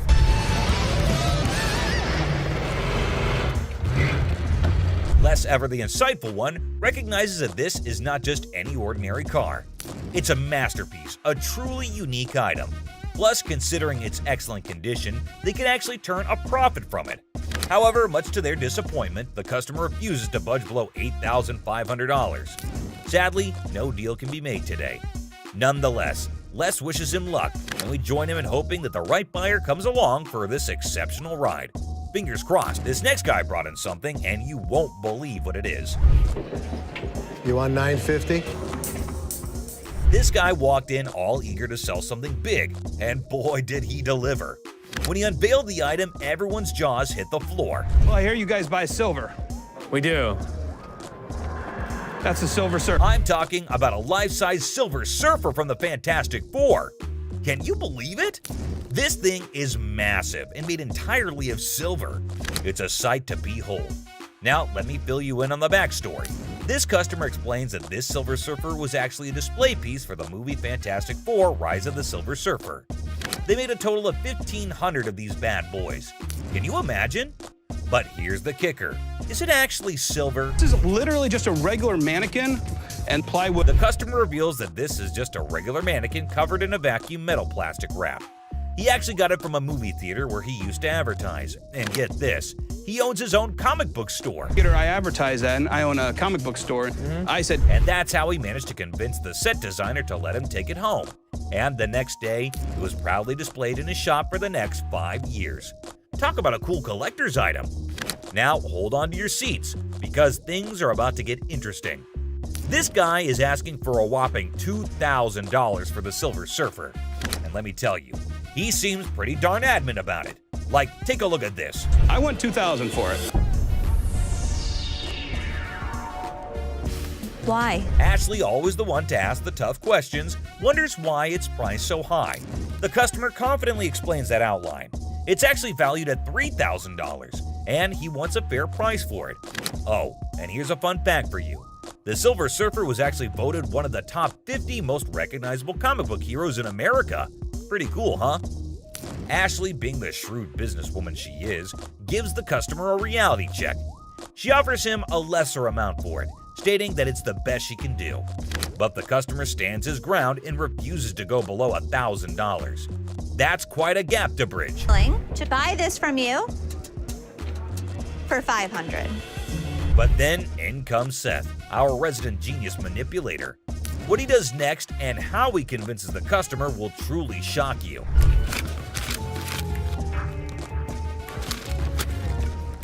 Yes, did you see that? He slyly takes out the money, slaps it on the desk right in front of the customer, and presents him with a take it or leave it offer of $900. The tension is palpable. What do you think this man will do? Take it or leave it. It's clear that he's holding out for a higher price. Hey, sometimes you gotta stick to your guns. Well, after giving it some serious thought, the customer ultimately did decide this. It's a pleasure. We're gonna go surfing on home. See you later. And walked away from the deal. But wait, there's more. You think Les will let him walk away like this? Les has something up his sleeve, and he does this. Where I want it. If you're gonna walk for $50, you're gonna pack it back up, you're gonna take it back. Well, after mulling it over, the customer finally caved in and agreed to Les's offer. That's the kind of influence Les has, folks. Somehow, people just can't resist his charm. Now, with everyone on the same page, they can all happily move forward. It's smooth sailing from here on out. Get the out of here. Yeah, I know you're gonna get your hands off. Really? You got me. No, you got me. She ain't by herself, my man. No, I call me. I'm sure you're curious about what happened, so let's not waste any time and jump right into it. So this customer walks into the pawn shop looking visibly upset. As usual, Ashley greets him and asks how he's doing. Turns out he's not doing well at all. Here's the reason why. I'm not doing so good. No? My grandma just passed. I'm sorry. It's really sad to hear about it. Now, he brings along a ring that belonged to his grandmother. He wants to pawn this ring because he plans to retrieve it once he earns enough money. How sweet, right? However, it turns out that the ring is fake, which surprises the customer. Now, this got me thinking. Is he pretending or is he genuinely serious? It's hard to trust people these days, you know? But Ashley comes up with a solution to help him out by pawning his television. Can you guess what his response was? What the I look like pawning my TV? He starts getting rude with Ashley, which escalates into a heated argument. Then he demands his ring back, and not only that, he insists on being helped by another employee because he's annoyed with Ashley. And guess what happens next? Put your finger in my face. Don't put your finger in. Yep, that's how he ended up there. Crazy, isn't it? This customer's behavior became even more disrespectful. Just to prove that Ashley was completely wrong and useless. That's when, as you saw, the big guy steps in and knocks him down. But he continues to yell and curse at her. Eventually, Byron forcefully removes him from the shop. You got me up. No, let's go. Man, let me go. Let me go, man. Just when he thought everything had settled down, the customer goes ahead and threatens Ashley, saying he'll come back to get her. Oh dear, that's the biggest mistake he made since entering the shop. We all know what happens when someone messes with Ashley, right? Well, brace yourself and see it for yourself. On the ground. On the ground. On the ground. Dang, the customer was literally scared for his life. Next up, it was just another normal day at this famous pawn shop called American Jewelry and Loan, located right in the heart of Detroit, USA. He comes in with his Xbox and immediately tells Les that he needs to get as much money as he possibly can for it. He knew that they probably get a lot of Xboxes anyway, so that does not set him apart from the rest of the regular customers. He reveals that he needs as much cash as possible, and it is all for his girlfriend. I bet nobody saw that coming. This dude walks in and starts spilling some seriously bizarre beans. Now, Les wasn't sure if this guy was pulling his leg or being dead serious. It was a small amount. And Les was clearly not here for his unreasonable demands. Take a look at his reaction. Chop. $300, dog. You don't have to raise your voice at me. You. The customer then starts Well, at least they wished him a good day. Moving on to the next. You talking to? All right, folks, let me set the scene for you. We got Sharonda and her son Deontay strolling into the pawn shop on a mission to get some bling bling for a special occasion. You see, it's Sharonda's birthday, and she's all about treating herself to some classic, fabulous jewelry. But hold up, here comes Deontay acting like he couldn't care less, the helpful employee trying to assist Sharonda in finding that perfect piece. And finally down to the #1 worst customer. And someone finally put him in place. Whew! And verbally abusing Ashley. Who's over you, ma'am? Me. It's somebody that's over you. Going to give me $500. No, not talking to me. For $500 to bail her man. That's a red flag right there, ma'am. Anyways, when Ashley asked her how she estimated $500 to be the value, she was fumbling and gave a very lame reason. Because this is a new gig. You threaten me? You're out. You're not. For the last time, good lord, someone please ask her to zip it. And I swear, my poor ears were begging for mercy. But you know what? Kudos to Ashley for taking charge and showing her the exit door. She didn't let anyone rain on her parade and swiftly dealt with the situation like a boss. The store probably let out a collective sigh of relief when she was gone. Dude, just picture the chaos that would... No way, dude. You can practically feel the heat radiating from her furious motions just waiting to erupt. My back. If this dude's got any sense left in him, he better step up and start doing some major damage control. This is a replacement phone. Simple as that. But hold up a sec. Did he bother to bring the receipt?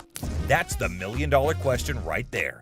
Because you know, without that little piece of paper, it's gonna be a bit tricky to sort things out. I mean, come on, it's like buying a ticket to a concert and then trying to get in without showing it. No can do, my dude. Receipts are like the golden ticket when it comes to returns and replacements. They're proof that you actually bought the item legit and can claim your rights if something goes wrong. Now, assuming he actually did bring the receipt, then it shouldn't be a major issue to get him sorted out. The store can check the purchase details, verify the warranty, and see what can be done about that faulty camera situation. It's all about following the proper procedure and making sure everything is legit. I ain't got it with me, I ain't bring it. So you're telling me you knew you had to get the phone exchanged and forgot the receipt? But Rich says they don't even sell iPhones for $200. So obviously my man over here is a scammer. Rich was very clear that he could look into it, but he needs the receipt. And he kept denying. Yet Rich asked him who showed him the phone so that he could double check. He randomly calls up one guy, and obviously the guy denies, saying they had iPhones on sale 2 to 3 weeks back, and the customer claims that he got it 2 to 3 days back. But obviously the man didn't like the fact that he is getting caught, and you wouldn't believe what he said to Rich. Mohawk, shut the hell up. My mohawk doesn't talk. It clearly does. Clearly it Along doesn't. with that goatee, Now too. the goatee does. Like seriously, this dude went way overboard. First, he rolls up in here with a fake item that was never even sold to him in the first place. What's up with that, right? And then he has the audacity to start talking back to Rich like he's the boss or something.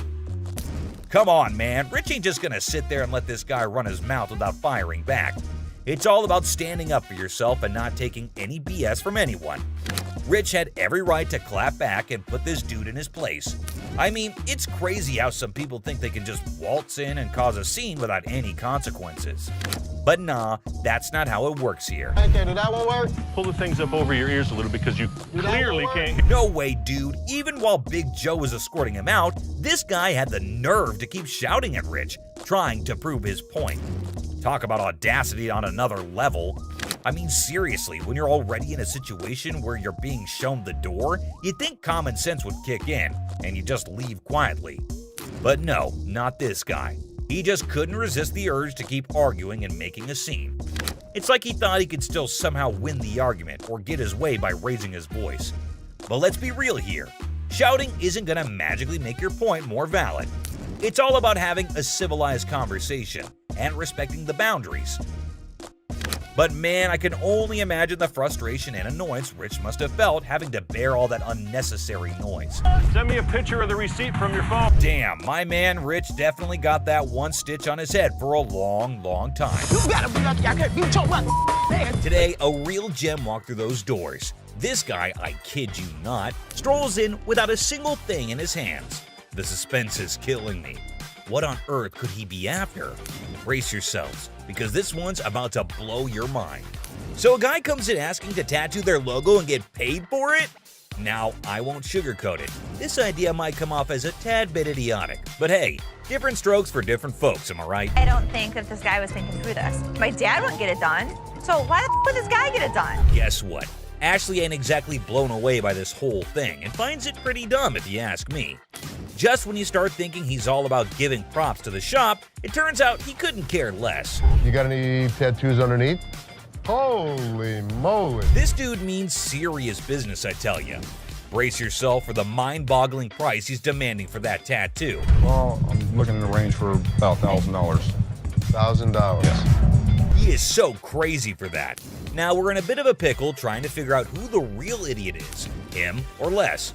I mean, this guy is practically selling himself here. Come on, Les, get your act together, buddy. He's gonna have a new tattoo. Wait, you wear a shirt, so you'd be covering it up.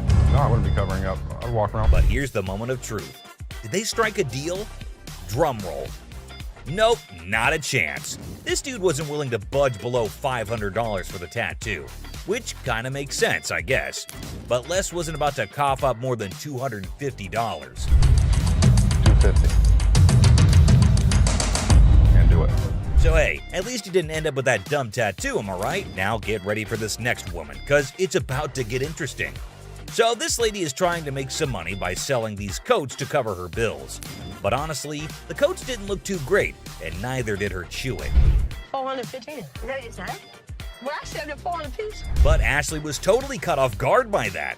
And seriously, the price is insane, don't you think? Now she's stepping in, offering some real prices. Let's see how the other person reacts to it. $40. No doubt that's absolutely hilarious. Now they're trying to haggle, but it's honestly gross and distracting when she chews like that. I mean, check out that silly behavior. How's that go? So the bodyguard is clearly here to kick her out, and you won't believe what she pulled off. That was just plain weird. But the next one is even weirder, believe me. And speaking of flirting, this next customer is on a whole new level. She's got a necklace in her possession, so she's not showing up empty-handed. But here's the twist. She's actually here for Ashley, or something else. Could it be her sneaky way of striking a deal with the pawn shop? She's got a good personality, and she's so sweet. Oh, snap. That's the thing, guys. A lot of people pull off scams like this. And let me tell you, the way this woman starts behaving with Ashley is just downright bizarre and idiotic. But hey, let's not waste any more time on the theatrics and get down to business, shall we? Look that up? Yeah, I got even price. I adore. Now Ashley's starting to feel a bit uneasy with this whole situation. It's not every day you encounter someone acting all creepy when you've never even met them before. And here's the kicker. This woman insists she's been here before. But wait till you hear what the system records actually reveal. And trust me, it's gonna be a shocker. I look her up in the system. She's never been here, right? I can't find her. Well, well, well. Are we really surprised here? This woman just can't seem to stop flirting with Ashley. But what really concerns him is her dishonesty. And let me tell you, her response to it is nothing short of idiotic, yet undeniably hilarious. We've got ourselves a real comedy act unfolding right in front of our eyes. So you lied to me? I do like you. No, you lied. Now, I can't help but wonder if she was just playing her cards to seal the deal, or if she genuinely had a thing for Ashley. Either way, she managed to strike a deal, and now she's out of Ashley's hair. Mission accomplished, I suppose. Now back at the pawn shop. And this time, we have a surprise because we've got a whole cast of characters in here today. Check out this lady starting off all cheerful and friendly, saying hi to the folks at the front desk. But out of nowhere, she does a complete 180 and turns ice cold. What's her deal? Ringo. You lost this ring. This lady is all like, I totally came by here last month, I swear. But guess what? The computer ain't lying, my friends. The receptionist straight up told her that her precious ring is nowhere to be found. And you know what? It's on her. If she really cared about that ring, she should have shown up way sooner to claim it, but she didn't, so tough luck, I guess. You didn't bring it last month. You brought it 4 months ago. Now this lady is totally losing her marbles, you know? I mean, it's kind of dumb if you ask me. She should have just remembered where she left her stuff, but no. Instead, she's going off like some chatty old grandma, non-stop yapping about it. Give me my motherfucking ring and let me see a manager in this bitch. I'll get you a manager in this bitch. Oh boy, we've got a real character on our hands here. This lady just won't accept any responsibility, I tell ya. Hey lady, newsflash. It's your job to remember, not his. This is where she's really taking the cake and acting like a complete idiot. And get this, she starts pointing fingers at poor Les, blaming him for this whole mix-up. You got me up. Well, no, you got yourself up. No, you got. Can you believe it? I mean, come on, lady. It's clearly your fault, not his. Thank goodness for that bodyguard who swiftly stepped in and removed her from the scene. I gotta say, it's giving me secondhand embarrassment. Just look at the unending drama. Sorry that your grandma's ring exceeded its time limit. You made the mistake and did. But what we've got next will blow your mind. So it's just another day dealing with annoyed customers. This lady was supposedly waiting for 2 hours, or so she said. But man, isn't she a little too aggressive? Oh, you don't ignore me. Can I get some help? Now Ashley jumps in to handle the situation, but this lady won't even let Ashley speak for a single minute. Such a big mouth. You need some better help up in here. I've been standing here going on almost 2 hours. This lady just won't quit shouting, and to be honest, Ashley is so done with it. But you won't believe what this customer does next. It's seriously shocking. Because he told me. Excuse me. Seriously, what kind of lady does that? I get that she's mad, but why resort to getting physical when the manager is talking calmly too? Well, Les totally turned her down because it's just not worth that much. And this lady couldn't handle it, I suppose. You won't believe what she does next. Seriously shocking stuff. This customer walks in claiming she's here to get back the stuff she pawned off. But guess what? Buy. Not pawn. They were buy. Turns out she didn't pawn anything. She straight up sold it off. Man, this lady is clueless. She doesn't have her ticket and she expects someone to help her out? Seth tries to intervene, but it's pointless because this woman just can't grasp the fact that without the ticket, there's nothing anyone can do. If you bring me the ticket, I'll be more than happy to take care of it for you. I need my.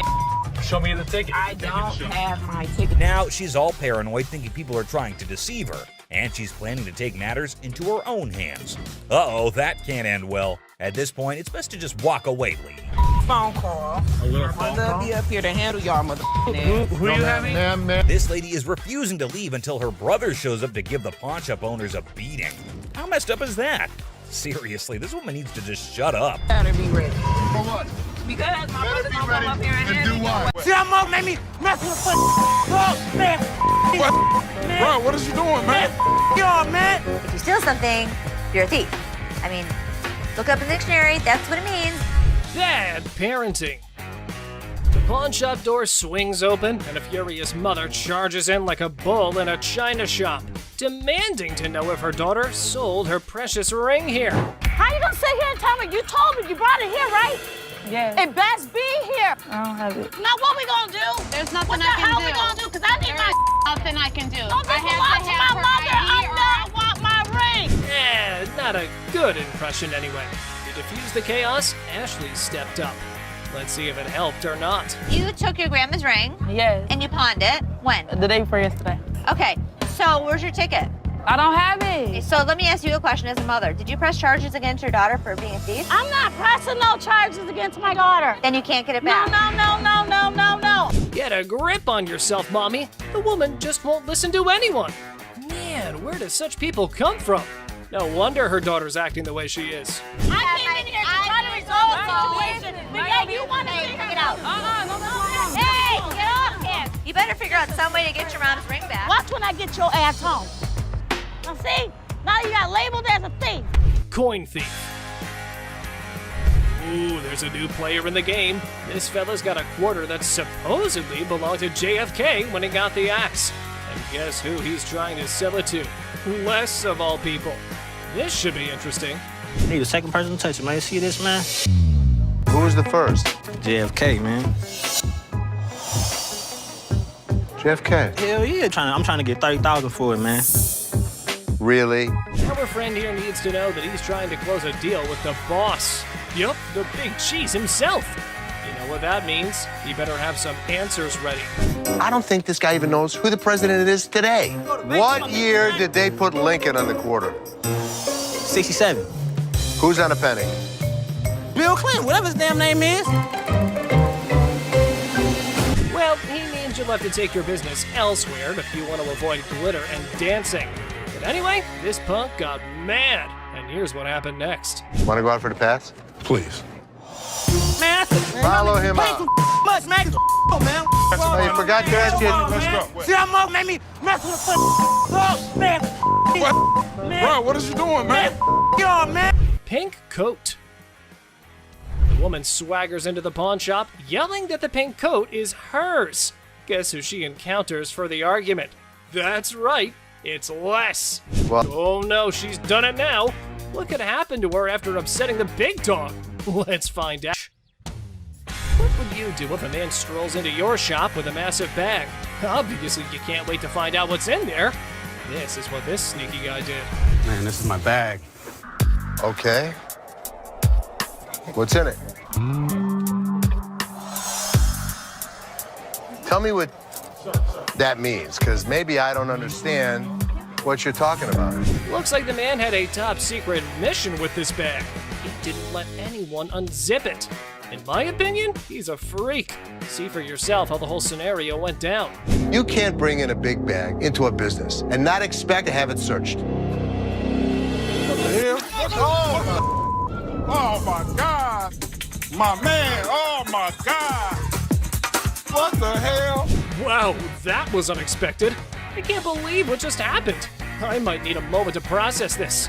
It's not something any of us were prepared for. So I'm just gonna let things lie. If I see anything on the news, I'll report that he was here. I saw that. For all I know, there's a half-naked man in a gold G-string running around the streets of Detroit. Holy Pregnancy deal. A pregnant mom walks into a pawn shop, excited to purchase a wooden horse for her unborn baby. I was just here last week, and I seen this horse that y'all had, and I really want it. I didn't have the money last week. For sure. You saw it? Where is it? It's right over here. Sure. When are you due? Well, I'm due next month. Oh, it's your first? Yes, it is. Oh, but the down part was that she has no money. How unfortunate, considering her husband left her. Hearing her story, Ashley gets all empathetic and decides to give away the object to the yet-to-be-born baby mama. This is what she has to say. Let me tell you what I can do for you. You give me 5, and then my gift to you is the remaining 15. That'll be great. That'll be really great. Okay? It means so much to me. Well, everything went well for the lady, and even Ashley was proud of herself for doing a good deed. Until this happened. Help you and the baby. What the Hello? Excuse me! Excuse me! Wedding ring crook. Looks like someone's sleeping on the couch tonight. This wife found a pawn slip for her wedding ring in her husband's wallet. Time to hit up the pawn shop and get it back. So your husband stole your wedding ring? Yes, he took it because we're having financial problems. I get why he did it. I just want to pay for it and get my ring back. Did you make a police report? No, I didn't make a police report. The hell am I going to make a police report for? The angry wife missed the no ticket, no service memo. Ashley can only work with what she's got, lady. Don't shoot the messenger. Let me explain to you how this works. First of all, I don't just look up somebody's name and give you their information. I didn't ask you to give me the information. I asked you to look it up. How hard is that? You look it up in the computer, you take it, I pay for it, we leave. It's not that hard. Okay, I know it's not funny, but Ashley's solution was hilarious. Here's how she managed the situation. Nobody saw it coming. It isn't that Take hard. your pretty little feet, walk your pretty little legs out of here. You are not. Just go back there and give me my How hard is that? You can't just go back there and type in a name? It's time to go. The only person you should be threatening is your husband. Invisible friend. A guy trying to pawn a fake bracelet walks into a store with his imaginary friend. However, Les was skeptical until the friend started haggling for a better price. My partner right here, Robert, we want to pawn this. You're who? My partner, Robert, right here. Here's a person talking to an invisible friend, but I didn't see him. Well, well, well. Robert, the imaginary friend, needs a reality check. Maybe this dude should stick to playing pretend more believably. After all, the pawnbroker here is no fool. Robert, tell him, Robert, tell him. This is worth $200. It was a stainless steel bracelet that we don't sell here for $10. There was no way he was gonna get anything. However, his get-rich-quick scheme wasn't so quick after all. The customer's face fell faster than a lead balloon. This is how we reacted to the situation. And he talking about he can't give me nothing for this. What the is that? You know, come on, let's go to the outside. I gotta look at it a little bit more better. All right. I ain't leaving. I'm not leaving, man, until I get some money. I'm not leaving, man. That man, let me go. Stolen telly. This lady's ex-boyfriend pawns her TV for some quick cash. With determination, she enters the pawn shop and confidently declares, "I'm here to rescue my kidnapped TV." I need to get my stuff, my 2 TVs. I need your ID or the tickets. I don't have no ticket or no ID. My stuff was stolen and pawned from my boyfriend. We need him or the tickets. Or... What you need him for? He ain't even nowhere around. Ah, the policy police strike again. No ticket, no claims allowed. And in a spectacular display of logic defiance, here's how she responded to the situation. Listen! Don't listen at my window! You bitch! What? If I'm gonna have to get ratchet? You don't pound on my window! Yes, I can! No, you can't! Oh boy, it seems like someone stirred the hornet's nest. But fear not, Ashley swiftly shut down those threats like a master conductor. Lesson learned, universe. Okay. Oh, please. Bye. See ya. No. You're crazy. Yeah, I am crazy, and I'll show you crazy. No password. Oh boy, trying to pawn that laptop at the store but conveniently forgetting your password? Suspicious much? Brace yourself for some dose of skeptical boss lady. You forgot the password. Yeah. How do you forget when's the last time you used this? About a month ago. You forgot your password? Yeah. Try again. She didn't know how to get into this computer. She didn't know the password. She didn't know the username. Oh, so you didn't just find this laptop aimlessly wandering around in the wilderness and thought, hey, I should take this. I'm sure the lady was adamant that it's my laptop. How much did you want to get on this today? At least 165. How's 125 for you? No, I'm sorry, I can't do that. I need at least 165. I mean, I can't do 125. All right, I can do 150, and that's what I can do. Okay, can you do 165 or not? Blink of an eye, the laptop lady became wild and crazy. Her responses and shouts made everyone wonder if she was off her rocker. I am a grown-ass woman. You're not acting like one. Like I said, I am a grown-ass woman. You're not acting like one. I'm not gonna sit here and argue with you. Like I said, I can take my business somewhere else. Goodbye.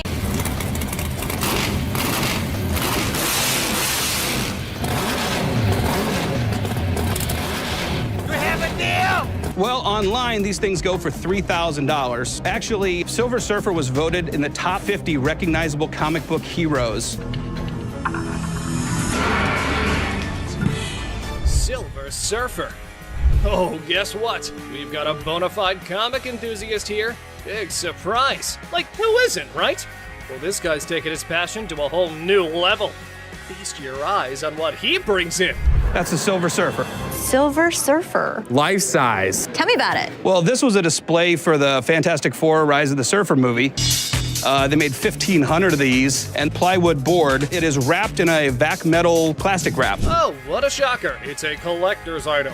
But hold up emotions, people, because it's got a price tag. I'm not sure if the experts are going to agree. Well, online, these things go for $3,000. Actually, Silver Surfer was voted in the top 50 recognizable comic book heroes in America. I mean, I really went $2,000 for it. I am willing to buy this from you for $500. Hey, genius. If you're after that dream price, maybe hit up a comic store. Selling your treasure trove at a pawn shop? Yeah, real brainiac move here, buddy. 900 bucks. That's it. Think I'm gonna have to walk. All right, well, it was a pleasure. We're gonna go surfing on home. See you later. Custom-made electric chair. Folks, take a puff. We've witnessed all sorts of weirdness at the pawn shop, but this fella's cranked it up a notch. Check out his wild sell list. So tell us a little bit about them. We have Halloween retail stores. This is a custom-made electric chair. There's a whole show if you guys want to see it. Come Sure, here. go ahead, show us. Hell yeah! I'm really into this kind of thing. This might be the new feature at my house on Halloween. Oh, just what we all need. A bedside toy that screams Halloween 24/7. No biggie, except it's art, not like living in a slasher fic or anything. So we're looking to get about $8,000. Brand new, they're just above $9,000. And that makes a lot of sense. Right. Buy a used one that's 6 years old. Well, the for cool thing $8,000. about this one is that they don't make them like this anymore. You're There's right, two they made- don't. The new ones are digital. Well, guys, Mr. Ambitious over here is dead set on this mystery item. Heaven knows what his grand plan is, but Les has a style for a bargain. Thank you very much for bringing Thank it you. in. We appreciate it. Damn it.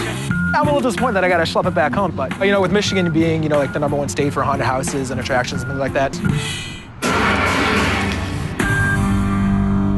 Elephant skull haggle. Oh, guess what? No fancy sofa, no blingy ring, and no one-of-a-kind car to pedal?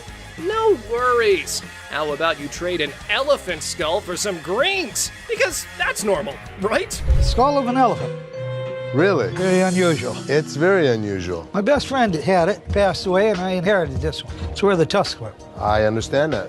It came from Africa? Yeah, right. Well, I So- can promise you nobody has ever brought in an elephant skull, ever. That I can Little tell you. unique. Ever wondered where one finds a thing like that? Well, surprise, surprise, there's a thriving market for massive elephant skulls. Yeah, you heard it right. Skull heads. 1,000. That's as low as I'm gonna go. Let me talk to my elephant expert. Africans are buying now for $2,300 and the Asians are $1,900. The good part was, it's worth the money. There is a demand for elephant skulls, but I'll be damned if I'm giving it away. Okay, peeps. When Les locks onto something, prepare for a solar eclipse, because he's not releasing his grip. Anyway, there's a plot twist in this pawn shop drama. I got $700 $100 bills waiting for me. $750. $700. And if you think it's worth $50 for you to schlep it home, It isn't. Schlep it. It isn't. Schlep it. I'll give it to you for $7. You got a deal. Thank you very much. Thank Come you. right Thank over you. here. We'll Thank take you. care All of right. it. All right. Yeah. Mark, thank you. Bone Rattler. Okay, people, the granddaddy of speed in the house. Ready to snatch up a drag racing car from the pawn shop? Who knew shuffleboard was just a warm-up? This guy is an expert. He knows all about drag racers. So does Jeff. Jeff is my jeweler, but he's much more knowledgeable with engines than I am. The guy that sold it to me said it cost him $85,000 to put it together. Probably clipping along at about 250 miles an hour. Fire this puppy up. I don't know how to start it. Gather around, youngsters. We got a drag racing sage here, boasting a mere 30 years under his belt. So the wisdom dump is here, as he schools the pawn shop owner. You know how to start him? Sure. I knew you did. How long you been racing dragsters? For about 30 years. Oh. You ready for this? I'm ready when you are.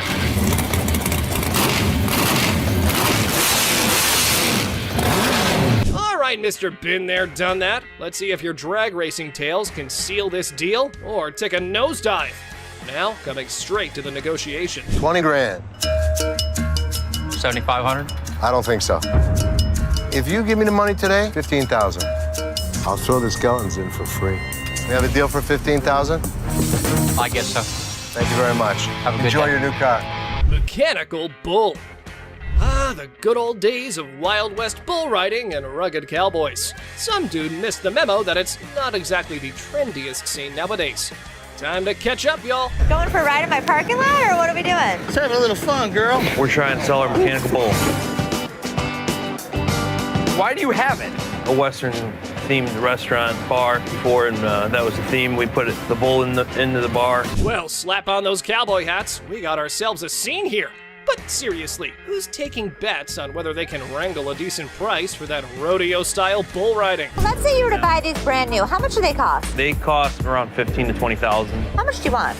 $15,000. So if I was to buy this brand new or buy this used from you, it's the same price. Rental companies rent these out for $750 a day. There's a lot of revenue potential. Ah, man, sad to see these alpha men taking back their bull home. But folks, hold on to your hats. Maybe Ashley has something else in her mind. 3,000 right now. 45. 31. 39, you pack it up. That's my bottom dollar. 34.